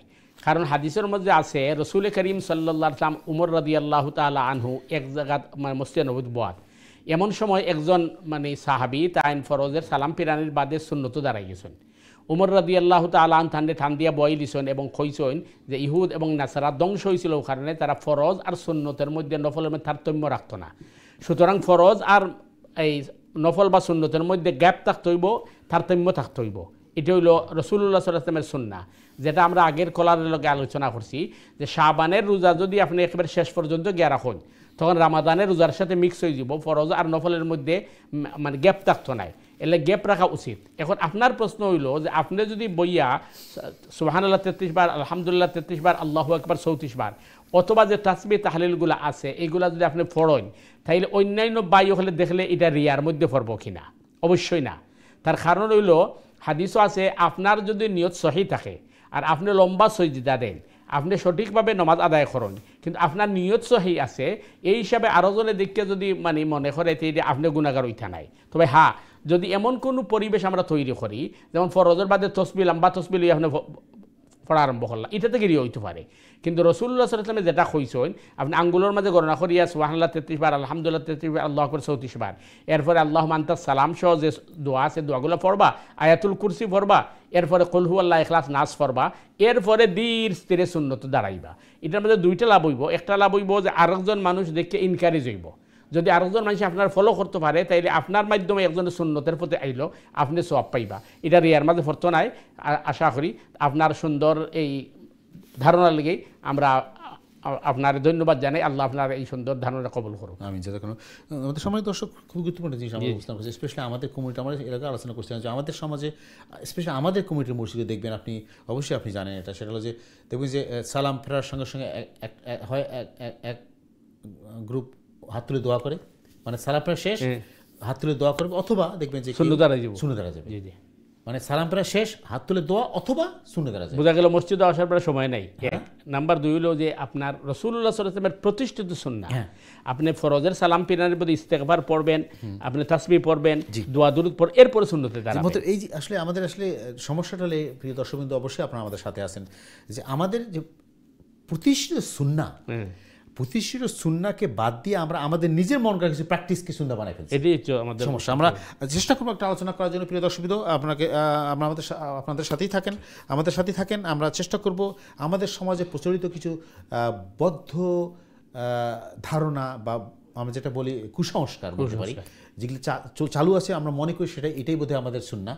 আমরা চেষ্টা করব আলোচনা করার জন্য, যাতে আমরা আমাদের এই ভুলগুলোকে শুদ্ধ করে আমরা সঠিকটা জানতে পারি এবং সঠিকভাবে আল্লাহর ইবাদত করতে পারি। তার আগে চলেছে আমাদের সম্মানিত দর্শক আছে, দেখি কে আছেন লাইনে। সম্মানিত দর্শক, আসসালামু আলাইকুম। ওয়ালাইকুম আসসালাম ওয়া রাহমাতুল্লাহ। জি ভাই, কেমন আছেন? জি ভালো, আপনি ভালো আছেন? জি আলহামদুলিল্লাহ। জি, কি প্রশ্ন বলেন ভাই? জি, আমার প্রশ্ন ছিল, আমি গত রমজান মাসে একটা রোজা খাজা হয়ে গেছিল, আগে আজানের সময় আর কি পানি খাইছিলাম, তখন আরো জন ইমাম সাহেব বলছে নাকি রোজা একটা খাজা করতে হবে। আচ্ছা। তো আমি আসরের সময় আর কি খাজার নিয়েতে ছিল, যে মনে হচ্ছে যে আসরের দিন একটা ভালো আছে, খাজা রোজাটা রেখে দেব। এইটা কিন্তু আমার মানে খাজা রোজাটা রাখাটা সহি হয়েছে না? না, আপনার কথাটা আমি ঠিক বুঝতে পারলাম না। আপনি কাজা করতে চাচ্ছেন কিভাবে করতে চাচ্ছেন? না না, আমার রোজা একটা খাজা হয়েছিল। জি, সেটা বুঝতে পারছি যে লাইনটা খুব লো লাগে। না, আমি শুনতে পাচ্ছি, আপনি বলেন। হ্যাঁ, রোজা একটা খাজা হয়েছিল আর কি। আমি আসরের দিন এই রোজাটা রাখছিলাম আর কি। আমার নিয়ত ছিল যে এমনি যে খাজা রোজাটা আমি এই আসরের দিন ভালো আশুরার দিন রাখছি আর কি, বুঝছেন? খাজার নিয়ত এই রোজাটা হয়েছে নি খাজা না, আবার আসতে হবে। আচ্ছা, জি বুঝতে পারছি। জি, ধন্যবাদ ভাই আপনার। জি ভাই, প্রথম বিষয় যে আপনার বা আমরার অনিচ্ছা সত্ত্বে মনে আপনি মনে করছেন টাইম আছে, কিন্তু হয়তো এই সময় আজান হয়ে গেছে বা আপনি ধারণা করছেন সবে সাদিক হয়ে গেছে, এই হিসাবে আপনি রোজা কাজা খরচ হন। এই কাজাটা যদি আপনি আশুরার দিন করেন, কাজার নিয়তে করেন, তাইলে আদায় হয়ে গেছে, কোনো অসুবিধা নাই। কারণ আপনার নিয়তের উপরে নির্ভর করব। আপনি যেহেতু আশুরার দিন কাজার নিয়তে রাখছেন, তাইলে আপনার কাজা আদায় হয়ে যাব। আর উচিত হইল ওটা যে কাজা যদি থাকে, তাইলে নফলের আগে কাজাটা আদায় করা উত্তম। তো আপনার রোজা আদায় হয়ে গেছে, কোনো অসুবিধা নেই ইনশাআল্লাহ। জি, জাযাকাল্লাহ ভাই। সম্মানিত দর্শক, আশা করি আপনার প্রশ্নের জবাব পেয়েছেন। প্রশ্নের জন্য ধন্যবাদ।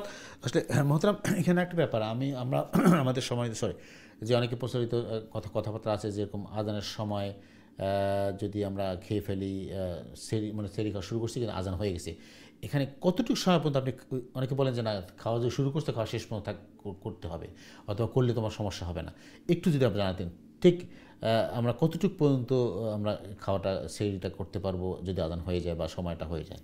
দেখুন, বিষয়টা হচ্ছে যে সাধারণত মসজিদগুলো যে ক্যালেন্ডার বাহির করে, ক্যালেন্ডারগুলোর মধ্যে সতর্কতার জন্য 1-2 মিনিট তার হাতে রেখে সময়টা বসায়। তো এই হিসাবে যদি মনে করেন একজন মানুষের খাওয়া দাওয়া শেষ হয়ে গেছে, শুধু পানিটা বাকি রয়েছে, যে 1 গ্লাস পানি পান করবে, এই হিসাবে যদি পানি পান করে, তাইলে রোজা নষ্ট হবে না ইনশাআল্লাহ। তবে এর চেয়ে বেশি ডিলে না করা উচিত, কারণ যদি আবার সুবে সাদিক হয়ে যায় তাইলে তো সমস্যা। তো স্বভাবত আজান হয়ে গেলেই যে আপনার সব ফেলে দিতে হবে এমন কোনো কথা নয়। আজান শুরু হয়ে গেছে, এখন পানিটা বাকি রয়েছে, পানিটা পান করিলে রোজা নষ্ট হবে না ইনশাআল্লাহ। কারণ ক্যালেন্ডারে কিন্তু 1-2 মিনিট হাতে রেখে সতর্কতা। জাযাকাল্লাহ মোহতারাম। আমরা জানতে পারলাম, সুপ্রিয় দর্শকবৃন্দ, অবশ্যই আপনারা শুনলেন যে আসলে আমাদের সমাজে অনেক কিছু প্রচলিত ধারণা আছে, যেগুলো আসলে সঠিক কিনা আমাদের সন্দেহ আছে। আমরা চেষ্টা করবো এগুলো জিনিসগুলো জানার জন্য। মোহতারাম, যেটা নিয়ে আলোচনা শুরু করছিলাম প্রথমেই, আমরা আসলে রমাদানের প্রস্তুতি এবং আমাদের করণীয় কি, যেটা বলছিলেন আপনি। এবং দেখেন, আমি যেটা আগেই বলছি যে আমাদেরকে তাকওয়া আগে জানতে হবে। আর তাকওয়াটা হচ্ছে অন্তরের অন্তঃস্থলে যে আমি ধারণ করি। জি, হ্যাঁ। তো আর ওইটাকে নিয়ত বলা হয়, যেটা আমাদের সমাজে নিয়ত পড়া হয়। নিয়ত পড়ার জিনিস নয়, নিয়ত হচ্ছে আপনি ইন্টেনশন করার জিনিস। এখন রামাদানে রোজারও তো নিয়ত করতে হয়। এখন আমি সুবে সাদিকের সময় উঠে আমি সাহারি খাওয়ার সময় আমি এই নিয়ত করব। আগে আমরা যেটা বলছি আলোচনার মধ্যে, যে ইন্না সালাতি ওয়া নুসুকি ওয়া মাহইয়ায়া ওয়া মামাতি লিল্লাহি রাব্বিল আলামিন, যে রব্বে কারীম রমাদান আসছে, আমি রমাদানের এই রোজা তোমার সন্তুষ্টির জন্য রাখছি, এবং আমাকে তুমি সঠিকভাবে রোজা রাখার তৌফিক দান করো। এই এতটুকু আমাদের জন্য নিয়ত যথেষ্ট। আর আমরা যেটা আগে আলোচনা করেছিলাম যে দেখেন, আমাদের সমাজে নামাজির চেয়ে রোজাদারের সংখ্যা বেশি। এটা আমাদের কোয়েশ্চেন মার্ক দেয়। তার কারণ, কেউ যদি নামাজ না পড়ে সে মুমিন থাকে না। এখন নামাজ আমরা নিয়মিত পড়ছি না, কিন্তু রোজা রাখছি, তো রোজা রাখছি বালা আলহামদুলিল্লাহ, কিন্তু ওই রোজাটা যদি সমাজকে দেখানোর জন্য হয় অথবা সমাজের কাছ থেকে লজ্জা থেকে বাঁচার জন্য হয়, তখন তো এটা তাকওয়া হলো না। আর আল্লাহ নিজেই বলেছেন যে লাআল্লাকুম তাত্তাকুন, সিয়াম সাধনা তোমাদের উপর ফরজ করেছি তাকওয়া অর্জন করার জন্য। এরপরে যে বিষয়টা হচ্ছে যে এই আমরা 1 মাস রোজা রাখলাম, আমাদের এই উপাস থাকা অথবা আমরা আহার পানাহার থেকে বিরত থাকা, এটা আল্লাহ তো কোনো লাভ নাই। এটা হচ্ছে আমাদেরকে আমরা যাতে কি করতে পারি, ট্রেন করতে পারি যে বাকি 11 মাস যাতে আমরা সঠিকভাবে ইবাদত করতে পারি, আর ইবাদতের মধ্যে যাতে আমরা খুলুসিয়ত এবং লিল্লাহিয়ত তৈরি করতে পারি। এই জন্য কিন্তু রমজানের শিক্ষাটা আমাদের জন্য। এই হিসাবে আমরা মনে করেন আগ থেকে আমরা নিয়ত করতে হবে যে সিয়াম সাধনা এবং রমজান মাসকে রাসূলুল্লাহ সাল্লাল্লাহু আলাইহি ওয়াসাল্লাম যেভাবে আদায় করেছেন আমরা এভাবে আদায় করার চেষ্টা করব। আমরা চেষ্টা করব আগামীকালকে রাসূলুল্লাহ সাল্লাল্লাহু আলাইহি ওয়াসাল্লাম রোজা নিয়ে আলোচনা করার, আল্লাহ রসুল কিভাবে রমজান মাসকে কাটিয়েছেন এই বিষয়টা আমরা আগামীকালকে আলোচনা করার চেষ্টা করব ইনশাআল্লাহ। ইনশাআল্লাহ জাযাকাল্লাহ খাইরান। সময় দর্শকবৃন্দ, আপনারা শুনছেন এবং দেখছেন আমাদের প্রিয় অনুষ্ঠান দিনই সমাধান। আমরা যেটা বলি প্রিয় দর্শকবৃন্দ, অনুষ্ঠানটা আমাদের সবার জন্য অপরচুনিটি। আমরা সেখান থেকে দিন শিখবো, দিন জানবো, কোরআন হাদিস আলোচনা শুনবো।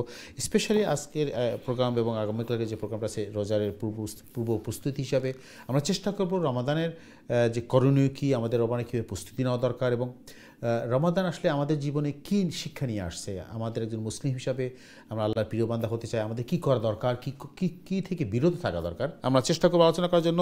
আপনারা অংশগ্রহণ করবেন আপনাদের মতামত এবং প্রশ্ন দিয়ে। যারা প্রশ্ন করতে চান প্রশ্ন করবেন সরাসরি লাইনে 0203515073 দিয়ে সীতা নাম্বার, অথবা যারা ইমেল করতে চান ইমেল করবেন সংক্ষিপ্ত আকারে দিনী সমাধান@gmail.com অ্যাড্রেসে। মোহতারাম, আমরা একটা জিনিস আমাদের সমাজে খুবই প্রচলিত আছে যে আপনি যেটা বললেন যে নিয়তটা, আমরা বলি রোজার একটা নিয়ত থাকবে, কিন্তু আমাদের সময় প্রচলিত কিছু নিয়ত মুখস্থ করা, যে একটা নিয়ত আছে এটা এটা এটা এই দোয়াটা পড়েই রোজা রাখতে হবে। এবং আরেকটা জিনিস হলো রোজা ভাঙ্গার একটা দোয়া আছে। আমরা একটু যে আলোচনা করতে আসলে এভাবে কোনো প্রেসক্রাইব সুন্নাহ থেকে রোজা রাখার কোনো দোয়া আর রোজা ভাঙ্গার কোনো দোয়া আছে কিনা, বা থাকলে এটা জি আমরা একটু আমরা চেষ্টা করবো আলোচনা করার জন্য। তার আগে আমরা একটা প্রশ্ন নিয়ে আসি ইনশাআল্লাহ, দেখি কে আসলে আপনার লাইনে। সময় দর্শক, আসসালামু আলাইকুম, আপনার প্রশ্ন করুন প্লিজ। হ্যালো, আসসালামু আলাইকুম। ওয়ালাইকুম আসসালাম ওয়া রাহমাতুল্লাহ। জি, কেমন আছেন? আলহামদুলিল্লাহ ভালো আছি। আমার একটা প্রশ্ন। জি বলেন। আমরা যে ইফতারের সময় ইফতার করি, ইস্ট লন্ডনের রেডিও আছে, তো ইস্ট লন্ডনের রেডিওতে আজান যে হয় বা টেলিভিশনে যে আজান দেয়, তখন মানে আজান নিয়ে ইফতার করা ঠিক আছে? আচ্ছা, জি সুন্দর প্রশ্ন করছেন আপনি, খুবই গুরুত্বপূর্ণ প্রশ্ন। আজকে আমরা এই রমাদান এবং ইফতার সেহরি নিয়ে আলোচনা করছি। আপনার খুবই গুরুত্বপূর্ণ প্রশ্ন, ধন্যবাদ আপনাকে প্রশ্ন করার জন্য। আপনি অনুষ্ঠান দেখতে থাকুন ইনশাআল্লাহ। আমরা অপেক্ষা থাকি আর কি যে রেডিও আজান পড়লে তখন করি আর কি। আচ্ছা জি, আচ্ছা জি বুঝতে পারছি, এটা ঠিক আছে? জি জি বুঝতে পারছি, ঠিক আছে ইনশাআল্লাহ, ধন্যবাদ। জি জি, আসসালামু আলাইকুম। জি বলেন। জি, আসলে মানে মসজিদগুলোতে রমাদানও যে আজান দেওয়া ইফতারের সময়, এটা তো স্বভাবতই মানে আমরা যারা আছি এরা ইফতার করার সুবিধার লাগি দেওয়া হয়। এই হিসাবে মানে আপনি কইছেন ইসলামের মসজিদ বা আপনার লোকাল মসজিদে যদি ইফতারের আজান দেয়, তাহলে তো আজান দেওয়ার সাথে সাথে আপনি ইফতার করতে কোনো অসুবিধা নাই। এছাড়া তো ক্যালেন্ডার আছে, ক্যালেন্ডার তো দেখতে পারবেন টাইম টেবিল। তবে ইফতারের সময় আমরা যারা আগে আলোচনা করছি, এখন আবার করলাম যে ইফতারের সময় আমরার সমাজে একটা ভুল ধারণা আগে আছিল, এখনও কিছু আছে, যে টাইম হয়ে গেছে আরও 2 মিনিট বাড়ছাই, অসুবিধা কিনা, কারণ সারাদিন এটা কিন্তু নিয়ম নাই। আল্লাহ রসুল সাল্লাহ ইসলামে কইছেন যে ইফতার টাইম হওয়ার সাথে সাথে ইফতার করে নেওয়া, আর ডিলে করা এটা ইহুদি হলের কাজ। একইভাবে সাহারি আপনি আগে না খাইয়া সাহারি একেবারে লাস্ট টাইমে খাওয়াটা হইল উচিত, এটা রসুল্লাহ সাল্লাল্লাহু আলাইহি ওয়াসাল্লামের সুন্নাহ। তবে রমাদানও যে মসজিদগুলো যে আজান দেয় ইফতারের সময়, ইফতার টাইমে আজান যেটা দেয় এটার অনুযায়ী আপনি ইফতার করতে পারবা, কোনো অসুবিধা নেই। আল্লাহু আ'লাম। জাযাকাল্লাহু মোহতারাম, ধন্যবাদ। সুপ্রিয় দর্শক, আশা করি আপনার প্রশ্নের জবাব পেয়েছেন। সুপ্রিয় দর্শক কিন্তু আপনারা দেখছেন আপনাদের প্রিয় অনুষ্ঠান দিনী সমাধান। আপনাদের প্রশ্ন জিজ্ঞাসা মতামত নিয়ে আমাদের অনুষ্ঠান, আপনারা প্রশ্ন করবেন ইনশাআল্লাহ এবং ইমেল করবেন যারা ইমেল করতে চান। সরাসরি লাইনে করবেন 0235155073 দিয়ে সীতা নাম্বার, অথবা ইমেল যারা করতে চান ইমেল করবেন সংক্ষিপ্ত আকারে দিনী সমাধান@gmail.com অ্যাড্রেসে। আমরা ছোট্ট একটি বিরতি যাও প্রিয় দর্শকবৃন্দ, বিরতির পর আবারও চলে আসছে আপনাদের প্রশ্নে জবাব দেওয়ার জন্য। এরপরে গুরুত্বপূর্ণ আলোচনা তো আছে ইনশাআল্লাহ, ততক্ষণ আমাদের সাথে থাকুন। আসসালামু আলাইকুম রহমতুল্লাহি ওয়া বারাকাতুহু।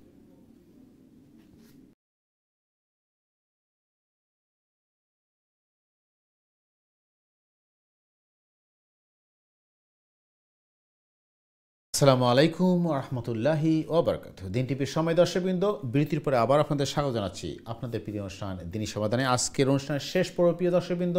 সো আপনারা যারা প্রশ্ন করতে চান, মতামত দিতে চান, প্রশ্ন করবেন সরাসরি লাইনে 0203-5150-73 দিস নাম্বার আপনার স্ক্রিনে দেখতে পাচ্ছেন। পাশাপাশি যারা ইমেল করতে চান ইমেল করবেন সংক্ষিপ্ত আকারে দিনী সমাধান@gmail.com অ্যাড্রেসে। প্রিয় দর্শক, আজকের অনুষ্ঠানে উপস্থিত রয়েছেন আমাদের প্রিয় মেহমান, আমাদের নিয়মিত মেহমান ইমাম খতিব মহতারাম মুফতি হাসান নদী চৌধুরী সাহেব। আজকে গুরুত্বপূর্ণ আলোচনা এবং আপনাদের প্রশ্নের জবাব দেওয়ার জন্য আমরা শুরুতে বলছিলাম আমরা চেষ্টা করবো এই আজকের আলোচনাটাকে রমাদানের মধ্যে মেনলি ফোকাস করার জন্য, যেহেতু আমাদের রমাদান একদম সন্নিহিত। পাশাপাশি আমরা চেষ্টা করব আমাদের রমাদানের সাথে সম্পর্কিত যে বিষয়গুলো আছে গুরুত্বপূর্ণ আমাদের জানা দরকার, আমরা কি করতে পারি, কি করা উচিত এবং কি থেকে বিরত থাকা উচিত, এই ব্যাপারে আলোচনা করব। পাশাপাশি আপনাদের প্রশ্ন আপনারা করবেন ইনশাআল্লাহ প্রিয় দর্শকবৃন্দ, আপনাদের যা আপনারা জানতে চান। তো মহতারাম, আমরা দর্শকদের প্রশ্নে যাওয়ার আগে জিনিসটা প্রথমে আমরা শুরু করছিলাম বিরতির আগে, যে আমাদের সমাজে প্রচলিত আছে যে আমরা রমাদানের রোজা রাখার আগে আমরা নিয়াত করতে হবে বা সেটা পড়তে হবে। পাশাপাশি আরেকটা জিনিস সেটা হলো যে রমাদান রোজা ভঙ্গের একটা দোয়া আছে, সেটা কখন পড়বো, কীভাবে পড়বো, আসলে কোনো দোয়া আছে কিনা প্রেসক্রাইব সুন্নাহ থেকে? যে দেখেন, প্রথম বিষয়টি হচ্ছে যে নিয়ত এটা পড়ার জিনিস নয়। নিয়ত হচ্ছে অন্তরের মধ্যে আপনি ধারণ করা, আমি রোজা রাখছি অথবা নামাজ পড়ছি অথবা যে কাজ করছি শুধুমাত্র আল্লাহর সন্তুষ্টির জন্য। এটা মনে মনে আমি যদি থিঙ্ক করি তাহলে আমাদের মানে মুখে মুখে বলার দরকার নেই। এক। 2 নম্বর বিষয় হচ্ছে যে এখন কিছু কমছে, আগে ছিল ক্যালেন্ডারের মধ্যে একটা দেখবেন নিয়ত লেখা থাকে, নাওয়াইতুয়া নাসুমা গাদাম মিন শাহরি রমজান আল মুবারক। এই জন্য কারণ আমাদের মহতারাম অনেকেই আমার জিনিস প্রশ্ন করে জানতে চাচ্ছে, এবং আপনি যে কথা বললেন আমি ভুলে গেছিলাম আসলে, যে দেখবে যে রোজার নিয়াত, রোজা ভঙ্গ, ইফতারের দোয়া। এখন বিষয়টি যেটি হচ্ছে ওই আরবি নিয়ম বা ছাদের নিয়ম হচ্ছে রাত আগে আসে। জি, যেমন আজকে যে রাত্রিটা আছে, আজকে কিন্তু কালকে দিন শুরু হয়ে গেছে আরবিতে, কিন্তু উনি বলতেছে নাসুমা গাদাম মিন শাহরিন, আমি নিয়ত করলাম আগামীকালকে রোজা রাখতেছি কিনা আজকে। এতে বোঝা যাচ্ছে যিনি এই নিয়তটা লেখছে উনি আরবি জানে না, সমস্যাটা এখানে, অথবা তার কনসেপ্ট ক্লিয়ার না। এই জন্য মানে আমি যে জিনিসটা বুঝি না এটা মুখস্থ বললে খুব লাভ হবে না। এই জন্য নিয়ত আসলে হচ্ছে যে মনের ইন্টেনশনের নাম। আমি আমার বাসায় নিয়ত করতে পারি যে আল্লাহ, আমি যে রোজা রাখছি এই রোজাটাকে তুমি কবুল করো এবং আমাকে মানে সঠিকভাবে রোজা রাখার তৌফিক দান করো। 2 নম্বর বিষয় হচ্ছে যে সমস্ত সময় দোয়া কবুল হয়, এর মধ্যে একটি সময় হচ্ছে আসর আর মাগরিবের বিটুইন সময়। আর রমাদান করিম যেহেতু মানে 24 ঘন্টায় দোয়া কবুল হয়, আর ওই সময়টা বেশি গুরুত্বপূর্ণ থাকে। তো আমাদের সমাজে আবার আরেকটা দেখা যাচ্ছে যে মসজিদে বলেন অথবা কমিউনিটি সেন্টারে বলেন যে ইফতার সামনে নিয়ে বসে সবাই দোয়া করা, এটাও কিন্তু সুন্নাহ পদ্ধতি নয়। সুন্নাহ পদ্ধতি হচ্ছে যে আপনি এখানে বসে ইফতার সামনে নিয়ে আপনি আপনার ওই মনের কথা আল্লাহকে বলবেন, তাসবিহ তাহলিল করবেন, তাকদিস করবেন, আর ইফতার যখন রোজা ভাঙবে তখন বিসমিল্লাহ বলে আপনি ভাঙবেন। আর শেষ করার পর আমরা প্রথমে আলোচনা যে বলছি, আপনি আলহামদুলিল্লাহ বলবেন, অথবা আলহামদুলিল্লাহ হামদান কাসীরান তাইয়িবান মুবারাকান ফি বলবেন, অথবা আলহামদুলিল্লাহিল্লাযী আত'আমানি ওয়া সাকানি ওয়া জাআলানি মিনাল মুসলিমিন, যেগুলা মানে খাওয়ার পরের দোয়া এগুলো পড়বেন। আর এটা হলো সব মানে পার্সোনালি করবে, ওইটা আনুষ্ঠানিকভাবে যে ইমাম সাহেব দোয়া করবে সবাই আমিন আমিন বলবে, এই পদ্ধতি রাসূলুল্লাহ সাল্লাল্লাহু আলাইহি ওয়াসাল্লাম থেকে পাওয়া যায় না। আচ্ছা আচ্ছা, তাহলে একটা জিনিসটা ক্লিয়ার হয় মহতারাম সুপ্রিয় দর্শক, কিন্তু আপনারা যারা আছেন অবশ্যই আপনারা খেয়াল করছেন যে আসলে নিয়ত বলতে আমরা সেটা সালার নিয়ত বলি বা রোজার নিয়ত বলি, প্রেসক্রাইব কোনো দোয়া না। আমি নিজে নিজে মনে মনে বলবো যে আমি আমি এই ইবাদতটা কেন করছি এবং আল্লাহ সন্তুষ্টির জন্য এবং কী করছি এটা আল্লাহকে জানানো, মনে মনে জানানো। পাশাপাশি আপনি যেটা খুবই গুরুত্বপূর্ণ জিনিস আমাদের সমাজে পৌঁছে যে রোজা আল্লাহকে জানানো না, আল্লাহ সব জানে, আল্লাহ জানে, কিন্তু আমার মানে অন্তরটাকে ক্লিন করা, আমি বুঝানো যে আমার ইবাদতটা আমার সবকিছু আল্লাহর জন্য, আল্লাহ জি আল্লাহ, আমার নফসটাকে ক্লিয়ার করা, আমার আল্লাহর কাছে এই জিনিসটা আসলে আল্লাহ তো জানি আমি কি করছি, আল্লাহ জানে, কিন্তু মনে মনে আমি নিজেকে এই থেকে আমি আমাকে ক্লিয়ার করার জন্য আমি আসলে কি করতে যাচ্ছি। অবশ্যই একটা জিনিস সেটা মহতারাম যে রোজা ভঙ্গের যে একটা আমাদের দোয়া আছে, রোজা শেষ করবো, আমি রোজা যখন ভাঙবো আমরা একটা দোয়া পড়ি যে এরকম এই দোয়া দিয়ে রোজা ভাঙতে হবে, কিন্তু আপনি যেটা বললেন না, আমরা বিসমিল্লাহ করেই ইফতারটা শুরু করবো, এরপর আমি দোয়া যেটা কাছে সেটা, মানে রোজার ভাঙার জন্য কোনো স্পেশাল কোনো দোয়া নেই। জাযাকাল্লাহ। কারণ আমরা আসবো ফিরে আলোচনা। প্রিয় দর্শক বন্ধু, অবশ্যই আপনারা আমাদের সাথে আছেন, আপনাদের প্রশ্ন করবেন ইনশাল্লাহ। তারা চলে যাচ্ছে আমাদের সম্মানিত দর্শক আছে, দেখি কে আছেন লাইনে। সম্মানিত দর্শক আসসালামু আলাইকুম, আপনার প্রশ্ন করুন প্লিজ। ওয়ালাইকুম আসসালাম ওয়া রাহমাতুল্লাহি ওয়া বারাকাতুহু। আসসালামু আলাইকুম। ওয়ালাইকুম আসসালাম। জি, কেমন আছেন আপনি? হুজুর টেকারি ওটা ছিল জাকাতটা, টাকা যদি ব্যাংক থাকে যত টাকা আছে এগুন 1 বছর পুরা হইলে দেওয়ার নেই আচ্ছা ঠিক আছে জাকাত না যে আপনি আপনার কথা আমরা বুঝতে পারছি মুরব্বী, আপনি ফোন রেখে দেন, রেখে আপনি টিভিতে অনুষ্ঠানে দেখতে থাকেন। আমরা একটু আলোচনা করবো আপনার জন্য বিস্তারিত, যাতে আপনার বোঝার সুবিধা হয় যে টাকা যদি আপনার ব্যাংকে জমানো থাকে তার জাকাতটা আপনি কীভাবে দিবেন, এটা আমরা আলোচনা করবো ইনশাআল্লাহ। মোহতারাম জি প্লিজ। যে ক্যাশ টাকার জাকাত মানে জাকাত তো হইল 2.5%। এখন আপনি মনে করুক 10,000 পাউন্ড আপনার আছে ব্যাংকও, আপনি অনেকে মানে টাকাইবে ব্যাংক রাখেন 10,000 পাউন্ড আছে, আপনার যদি এই টাকা যদি 10,000 পাউন্ড হয়ে থাকে তখন আপনি প্রত্যেক বছর নির্ধারিত টাইমে আপনি এর জাকাত আদায় করবা। এখন প্রশ্ন আরেকটা হইল যে আপনার টাকা যে থইছিল 10,000, কিন্তু এরপরে থইছেন আরও 5,000, আরও 10,000 বাড়ছে। তো টাকাগুলো যখন বাড়বো তখন আপনার এই টাকাগুলা যদি যেগুলা রাখছেন এটা 1 বছর ফুরি যায়, তাইলে এটার উপরে জাকাত আইব।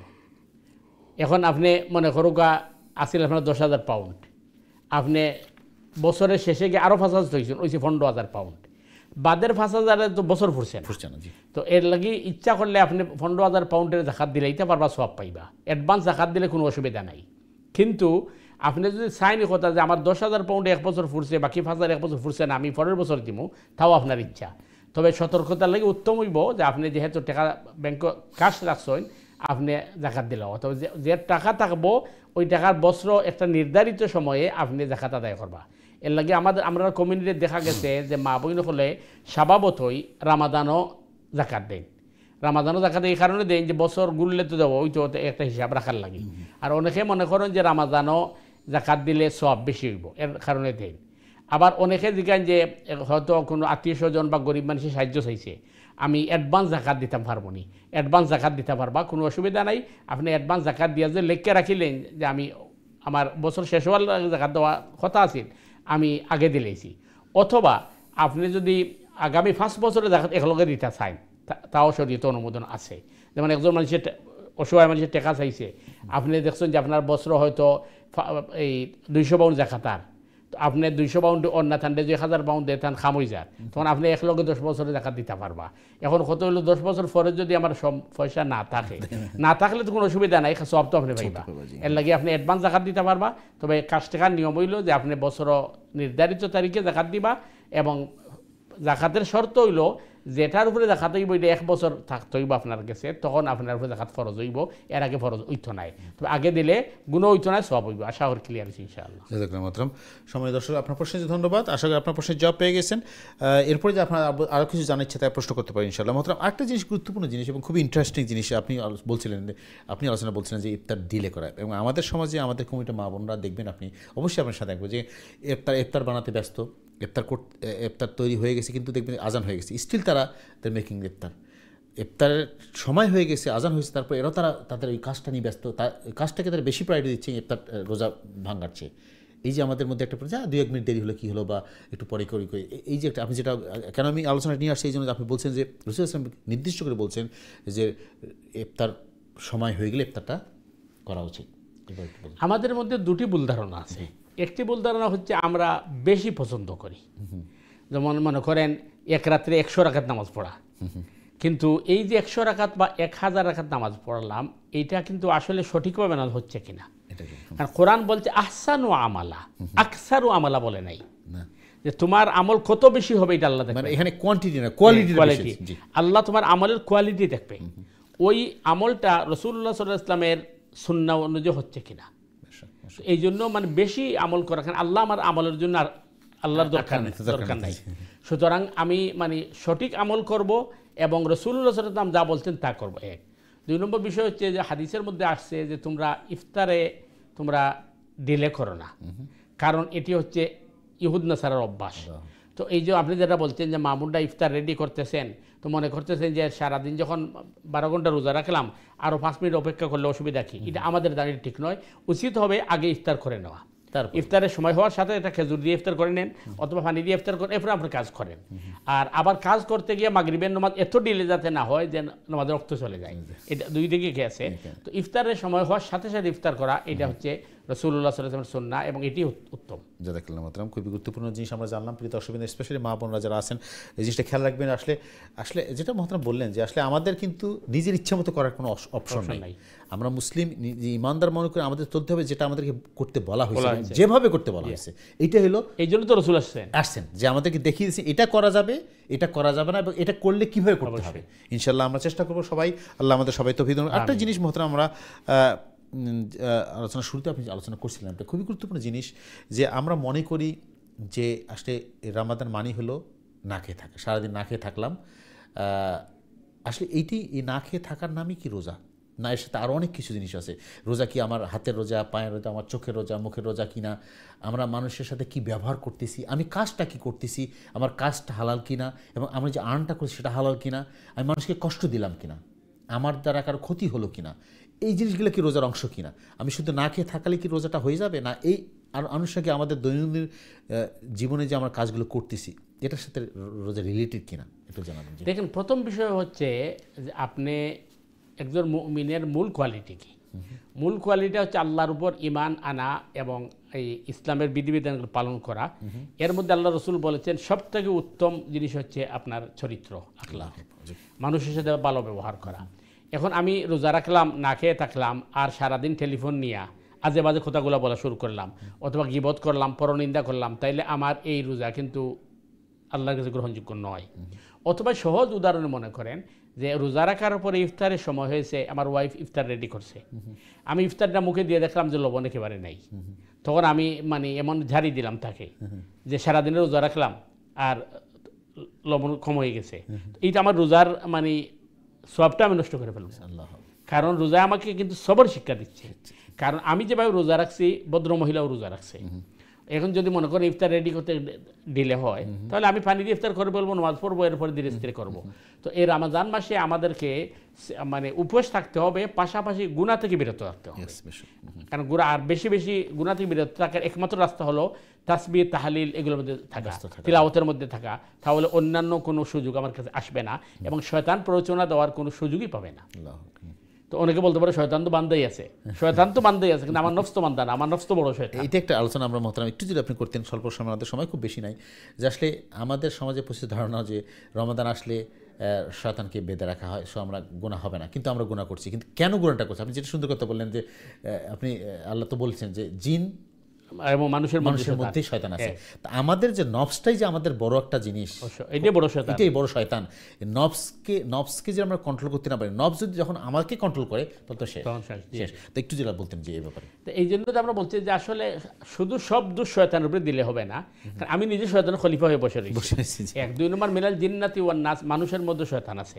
আপনি যখন দেখবেন আপনার আত্মীয় স্বজনের মধ্যে টেলিফোন করছে, করার পরে ওই যে পারিবারিক বিভিন্ন জিনিস নিয়ে কথাবার্তা বলতেছে, তখন আপনি হয় গীবত শুনছেন অথবা আপনি গীবত করছেন। তো এটা তো মানুষ শয়তান আপনাকে প্ররোচনা দিচ্ছে। অথবা ফ্রেন্ড বন্ধু এক জায়গায় বসার পরে ওইখানে বলছে যে দিন তো লম্বা, তা কিছু তাস খেলে ফেলি, তো তাস খেলা শুরু করে দিলেন পার্কে গিয়া। তো এগুলা তো মানুষ শয়তানে আমার প্ররোচনা করছে। 3 নম্বর বিষয় হচ্ছে যে অভ্যাস, যে আমি 11 মাস শয়তানে আমার গড়ে তুলছে, এই অভ্যাসটা তো আমাকে ওই দিকে টানছে। এই জন্য আমাকে সতর্ক থাকতে হবে। আর সবচেয়ে বড় কথা হলো যে মানুষের নফস হচ্ছে সবচেয়ে বড় শয়তান। আমি আমার নফসরে, এই জন্য তো কোরআন যেটি বলছে যে কোরআনের প্রথম কাজ হচ্ছে তিলাওয়াত যখন করবে তখন তাজকিয়া নফস হবে, তোমাদের আত্মার পরিশুদ্ধিতা আসবে। এই জন্য তিলাওয়াত করতে হবে, তাসবিহ, তাহলিল, তাকদীসও থাকতে হবে। তখন দেখা যাবে যে আমাদের রোজা সঠিক হবে এবং আমরা গুনাহ থেকে বেঁচে থাকতে পারবো। জাযাকাল্লাহু খাইরান। খুবই গুরুত্বপূর্ণ জিনিস আমরা শিখলাম। প্রিয় দর্শক বৃন্দ, অবশ্যই আপনারা আমাদের সাথে আছেন যে আমাদের জানা, যেটা মহতারাম বারবার বলেন যে আসলে আমাদের জানা দরকার। আমরা সঠিকটা জানি না বা সঠিকভাবে জানি না বলে আমরা ভুলগুলো করি। এই জন্য আমাদের একটু পড়াশোনা করা দরকার, সঠিকটা জানা দরকার, এবং তখন আমরা বুঝতে পারবো যে, এবং তখন ইবাদতের একটা মজা পাওয়া যায় যে আমরা যে সঠিক, আমি কী করতেছি এবং সঠিক কাজটা করতেছি কিনা। একটা জিনিস আমাদের অনেক প্রশ্ন আসে, আমাদের প্রশ্ন করেন আসলে রোজা, যেমন সালাহ ভঙ্গের অনেক কারণ আছে, উজু ভঙ্গের অনেক কারণ আছে, রোজা ভঙ্গের কী কী কারণ আছে এবং কী করলে বা কী বিশেষ করে রোজাটা ভঙ্গ হয়ে যায়, নষ্ট হয়ে যাবে, এটা জানতে চাই। রোজা ভঙ্গের কারণগুলো তো আমরা মানে সময় থাকলে ধারাবাহিক আলোচনা করা যেত। প্রথমত তো হচ্ছে যে আপনি ইচ্ছাকৃতভাবে আহার পানাহার করা অথবা যৌন সম্ভোগে লিপ্ত হওয়া, এটি হচ্ছে রোজা ভঙ্গের মানে মৌলিক কারণ। আর বাকি হচ্ছে যে মনে করেন এই অনেক সময় হয়তো অ্যাক্সিডেন্টলি কোনো কাজ হয়ে গেছে, যে হয়তো কুলি করতে চাইছিল ভিতরে চলে গেছে, তো এটার জন্য রোজা কাজা করলেই হবে। আর আরেকটা হলো যে যদি কেউ ভুলে কিছু খেয়ে ফেলে, অর্থাৎ মনে করেন আপনার অভ্যাস আছে আপনি ঘুম থেকে উঠে ব্রেকফাস্ট করেন, অথবা আপনি ঘুম থেকে উঠছেন, উঠার পরে আপনি কিচেনে গেছেন, যাওয়ার পর দেখছেন গলা ড্রাই লাগছে, পানি পান করে ফেলছেন, রোজা ভুলে ফেলছেন, তখন আল্লাহ রসুল বলছেন যে এটা আল্লাহর পক্ষ থেকে খাওয়ানো হচ্ছে, এটা রোজা ভঙ্গ হবে না, খাওয়া লাগবে না। এমনকি মাসআলা এটিও লেখা হচ্ছে যে ওই লোকটা যদি বৃদ্ধ হয় বা বৃদ্ধা হয় আর দেখেন আপনি যে রোজা মাস উনি ভুলে খেয়ে ফেলতেছে, উনাকে আপনি সাথে সাথে বারণ না করা, উনাকে সুযোগ দেওয়া উনি যাতে খেয়ে ফেলে, এরপরে বললাম তো রোজা ছিলেন। হ্যাঁ, উনি যদি স্ট্রং থাকে বা যুবক থাকে তখন সাথে সাথে বলতে হবে যে ভাই রোজা মাস আপনি কী করতেছেন, তো ভুলে খেলে রোজা ভাঙ্গে না। আর আরেক জিনিস হলো যেটি স্বভাবত আমরা জানি না, যে রোজা রাখার পরেও আপনি যেটা বলছেন, রোজা রাখলাম কিন্তু নামাজ পড়লাম না, রোজা রাখলাম কিন্তু গীবত করলাম, রোজা রাখলাম আরো জিনিসের ব্যবহার করলাম, রোজা রাখলাম কিন্তু গালিগুলোজ করলাম, এতে গিয়ে রোজা যদি মৌলিকভাবে নষ্ট হবে না কিন্তু রোজার ফজিলত পাওয়া যাবে না। এই জন্য এই ব্যাপারে সতর্ক থাকতে হবে। আপনি তো বলছেন যে আল্লাহ বলছেন যে রোজা তোমার এটা এই তোমার মানে উপোস থাকার দরকার নেই। আর দ্বিতীয় জিনিস হচ্ছে যদি মানে ডায়াবেটিস রোগী হন, উনি যদি ব্লাড টেস্ট করেন অথবা ইনসুলিন দেন বা ইনজেকশন দেন, মানে অসুস্থ বা রোগী তাদের জন্য এতে রোজা ভঙ্গ হয় না। কারণ এখানে একটা জিনিস বোঝার দরকার, রোজা ভঙ্গ হওয়ার জন্য শর্ত হচ্ছে দুটি, এটা আহার অথবা পানাহার যৌন সম্মুখ হতে হবে, আর খাদ্যনালী দিয়ে যে জিনিস যায় আচ্ছা ওইটাই রোজা ভঙ্গ হয়। ইনজেকশনটা খাদ্যনালী দিয়ে যায় না, ওইটা যার রগরেশা দিয়ে যায়, আর এই জন্য মানে ইনজেকশনের মাধ্যমে রোজা নষ্ট হয় না, ব্লাড টেস্টের মাধ্যমে রোজা ভঙ্গ হয় না। আচ্ছা, একটা জিনিস মতো জানতে চাইবো, অনেকে আমাদের প্রশ্ন করেন দর্শকরা যে আসলে অসুস্থ বা রোগী যারা আছেন বা সিরিয়া অসুস্থ বা অচল এই ধরনের লোকজন রোজা জরুরি কিনা বা রোজা না রাখতে পারলে তারা কি করবেন? রোজা যদি রাখতে ওনার কষ্ট হয় অথবা রোজা রাখলে যদি ওনার রোগ বেড়ে যায় অথবা রোজা রাখলে মারাত্মক ক্ষতি হওয়ার সম্ভাবনা থাকে, এটা যদি অভিজ্ঞ ডক্টর বলে তখন তো শরীয়ত বলে দিয়েছে যে ওনার জন্য রোজা ফরজ না, ওনার জন্য ফিদিয়া ফরজ। ফিদিয়া মানে যে অল্টারনেটিভ, উনি রোজার পরিবর্তে উনি ফিদিয়া দিয়ে গরিব মিসকিনের খাদ্য দিবে, এটি হচ্ছে ওনার জন্য। এবং অনেকেই আমরা মনে করি যে রোজা না রাখলে মনে হয় সওয়াব কম হবে, এটা ভুল ধারণা। কারণ শরীয়ত আমাকে সুযোগ দিয়েছে অল্টারনেটিভ, আপনি যদি পানি না পান অথবা পানি ব্যবহার করতে অক্ষম হন তখন আপনি তায়াম্মুম করবেন, সমান সব পাবেন ইনশাআল্লাহ। জাযাকাল্লাহ খাইরান। আমরা জানতে পারলাম আসলে যারা অসুস্থ আছেন, রোজা রাখতে অক্ষম, তাদের জন্য কি করা, ফিদিয়া আলোচনা করলাম, যদি সময় থেকে আলোচনা করবো ফিদিয়ার ব্যাপারে। তার আগে চলে যাচ্ছে আমাদের সময় দর্শক আছে, চলে যাচ্ছে সময় দর্শক। আসসালামু আলাইকুম, আপনার প্রশ্ন করুন প্লিজ। আসসালামু আলাইকুম। ওয়ালাইকুম আসসালাম ওয়া রাহমাতুল্লাহ। জীবন কেমন আছেন? আলহামদুলিল্লাহ, আপনারা ভালো আছেন? জি আলহামদুলিল্লাহ। জি কি প্রশ্ন বলেন? আমি একটা কোশ্চেন জিজ্ঞাসা করব। বলেন। রোজার ফিতরা এবার কত করে আসবে? ফিতরার ব্যাপারে, জি আচ্ছা। জি, আর ফিতরাটা রোজার আগে দেওয়া লাগবে না, আমার একজন মেয়ে আছেন তাই রোজা রাখতে পারেন না। আচ্ছা জি আচ্ছা। আমি ফুল মাসের ফিতরা দিতাম, তো কত হইব ফুল মাসে আর কত করে দিন আইব আমার কথা কইবানি। ফোন দেখার পরে কোনো আপনি ফিতরার কথা বলছেন না ফিদিয়ার কথা বলছেন? রোজা রাখুন না কি? আচ্ছা রাখুন না, ফিদিয়া দেওয়া লাগে। জি ইনশাআল্লাহ। জি আমরা আলোচনা করছি, শুরু করি। ধন্যবাদ আপনার প্রশ্ন করার জন্য। জি আমরা যে শুরু করছিলাম আলোচনা। জি ওয়ালাইকুম আসসালাম। জি আসসালামু আলাইকুম। জি ফিদিয়া মানে প্রায় মসজিদ বা ক্যালেন্ডার যেটা ঘোষণা করা হয়েছে 7 পাউন্ড করি এক রোজার লাগি। তো এক রোজার লাগি যদি আপনি 7 পাউন্ড হয় তাইলে কমপ্লিট মাসের লাগি 210 পাউন্ড হইব। তো এই হিসাবে 210 পাউন্ড আপনি যদি দিলেন তাইলে আদায় হয়ে যাব। বেশি দিলে সব আছে, আর কম না দেওয়া উত্তম। আর সারা মাসের লাগি 210 পাউন্ড আইব ফিদিয়া। আর আপনি কইছেন এখন দিলাও বালা, কারণ আপনি তো দিবা গরিব মিসকিনদের, তারা এটা দিয়া রোজা রাখতো, এই হিসাবে রোজার বাজার সাজা করার লাগে তার লাগে সুবিধা হইব। আপনি ফিদিয়া এখন দিলাওয়াটা উত্তম। আর ফিতরা তো ঈদের আগের মাসআলা, এখন ফিতরার প্রশ্ন নাই, ফিদিয়াটা এখন দিলাও বালা। যারা রোজা রাখতে অক্ষম তারা লাগে ফিদিয়া এখন দিলাও উত্তম। আশা করি ক্লিয়ার আছে ইনশাআল্লাহ। খুবই গুরুত্বপূর্ণ। জি মোহতারাম, আমাদের কলার লাইনে আসছে, চলে যাচ্ছে আমাদের সম্মানিত কলার কাছে, দেখি কি আসল লাইনে। সময় দর্শক আসসালামু আলাইকুম, আপনাকে স্বাগত অনুষ্ঠানে। আমরা মনে হয় কলটা ড্রপ করছি। সময় দর্শকবৃন্দ, আপনারা জানেন অনুষ্ঠানটা সরাসরি সম্প্রচার করছি, সো যারা প্রশ্ন করতে চান প্লিজ দয়া করে টিভির ভলিউম কমিয়ে দিয়ে অথবা মিউট করে আমাদের ফোনে কথা বলবেন, তাতে আপনাদের সাথে আমাদের কমিউনিকেট করতে সুবিধা হবে, আমরা আপনাদের কথা শুনতে পারবো ইনশাআল্লাহ। মোহতারাম, আরেকটা জিনিস আমাদের সমাজে প্রচলিত জিনিস, আমরা অনেকেই বলি, কলার, আচ্ছা কলার চলে আসছে, আমাদের কলার প্রশ্নটা নিয়ে নিই ইনশাআল্লাহ। চলে যাচ্ছে আমাদের কলারের কাছে। সময় দর্শক আসসালামু আলাইকুম, আপনার প্রশ্ন করুন প্লিজ। হ্যালো, আসসালামু আলাইকুম। ওয়ালাইকুম আসসালাম রাহমাতুল্লাহ। জি কি প্রশ্ন বলেন? জি আমার প্রশ্নটা হলো, যদি কেউ ধরুন উমরাতে যাই, উমরাতে যাওয়ার পর যখন ধরুন আমি এখান থেকে যদি ইহরাম মানে ইহরামের যে জোটা আছে মানে লঙ্গির মতন ধরে উপরে যদি আমি ধরুন মানে জল যে কোনো একটা কাপড় লাগাই আরে জুব্বা লাগাই আর যে আমি এয়ারপোর্ট পর্যন্ত চলে যাই তোমার ঠান্ডা তো না, ঠান্ডা লাগে যে ইহরাম পুরো ইহরাম না পিন্দিয়া যদি আমি জুব্বা পিন্দিয়া যাই আর এয়ারপোর্ট গিয়া নিয়ত করি অথবা আমি কাছে গিয়া যদি নিয়ত করি এইটা খুলিয়া উপরের চাদরটা গাছ দিয়া নিয়ত করি, নিয়ত করার পরে ধরুন হবে কিনা আপনার জি আপনার প্রশ্ন আমরা বুঝতে পারছি ক্লিয়ার। আরেকটা প্রশ্ন জি বলেন। আছে আমি যখন গিয়ারি ধরুন মসজিদে মানে হারামের ভিতরে যাই আমি কি 2 রাকাত দাখলুল মসজিদ পড়তে হবে না পড়লেও চলবে ডাইরেক্ট গিয়া তোয়াফ করা উমরার তোয়াফ করতে হবে? এই জিনিসটা আমাদের দুইটা জিনিস আচ্ছা জি বুঝতে পারছি আপনার প্রশ্ন আমার কাছে ক্লিয়ার। ধন্যবাদ আর প্রশ্ন করার জন্য সময় ভাই। জি মোহতরম যে সুন্দর প্রশ্ন। আসসালামু আলাইকুম। সালাম। যে সুন্দর প্রশ্ন যে আপনি যদি মানে এহরামের চাদর নিচে যেটা আসুন এটা ফিনতে লাইন হয়তো আপনি চিন্তা করা যে প্লেনও বা এয়ারপোর্ট গিয়ে ফিনতে এটা অসুবিধা হইব গড় থেকে ফিন্দি লাইন আর এরপরে আপনি আপনার মানে ও চাদরের উপরে জুব্বা অথবা জ্যাকেট লাগাইতে পারবা ঘেনে ঠান্ডার লাগে অবশ্যই পারবা, কারণ চাদরের নাম তো এহরাম নাই, নিয়তের নাম এহরাম। তো আপনি যেহেতু চাদর ফিন্দি লিছেন এয়ারপোর্ট গিয়ে আপনি যখন নিয়ত করবা অথবা মিকাতের আগে নিয়ত করবা তো নিয়ত করার বাদে তালবিয়া পড়ার বাদে আপনি আপনার জুব্বা এটা খুলে লিবা এবং আপনার জ্যাকেট থাকলে খুলে লিবা। আপনি গড় থাকি চাদর ফিনতে যাইতে কি পারবা, কোনো অসুবিধা নাই। আর ঠান্ডা রাখতে না করে আপনি কাপড়ও ফিনবা, কিন্তু আপনি যখন এহরামের নিয়ত করে লিবা তখন আপনি এগুলো আর ফিনতে পারতা নাই। 2 নম্বর প্রশ্ন যেটা আপনার যে আপনি মক্কা মুকাররমাত যাওয়ার বাদে মসজিদুল হারামে যখন ঢুকবা তখন আগে তাহিয়াতুল মসজিদ পড়তা না আগে উমরা যেটা? মাসআলা হইল যে আপনি আগে উমরা করবা, এখানে তাহিয়াতুল মসজিদ নাই, কারণ হইল আপনি বাবে উমরা দিয়ে ঢুকা অথবা যে রাস্তা দিয়ে ঢুকবা আপনার নিয়তুল উমরা করার লাগে। সুতরাং আপনি সোজা মানে উমরা গেটে যাইবা গিয়ে আপনি উমরা শুরু করবা, উমরা শুরু করার বাদে তওয়াফের বাদে আপনি 2 রাকাত নামাজ পড়বা। এই সময় তাহিয়াতুল মসজিদ পড়া এটা রাসূলুল্লাহ সাল্লাল্লাহু আলাইহি ওয়াসাল্লামের সুন্নাহ থেকে পাওয়া যায় না। আশা করি ক্লিয়ার আছে ইনশাআল্লাহ। জাযাকাল্লাহু খাইরান। খুবই গুরুত্বপূর্ণ। আমরা এর আগে বহু আলোচনা করছি নিয়তের ব্যাপারে। আমাদের কনফিউশন হলো যে আমরা উমরা করব, উমরার জন্য যে আমরা আচ্ছা আমাদের সময় মহতরম আসলে আজকে আলোচনা করা গেল না। সুপ্রিয় দর্শকবৃন্দ আসলে আমাদের সময় একদম কম, আজকে সময় নাই।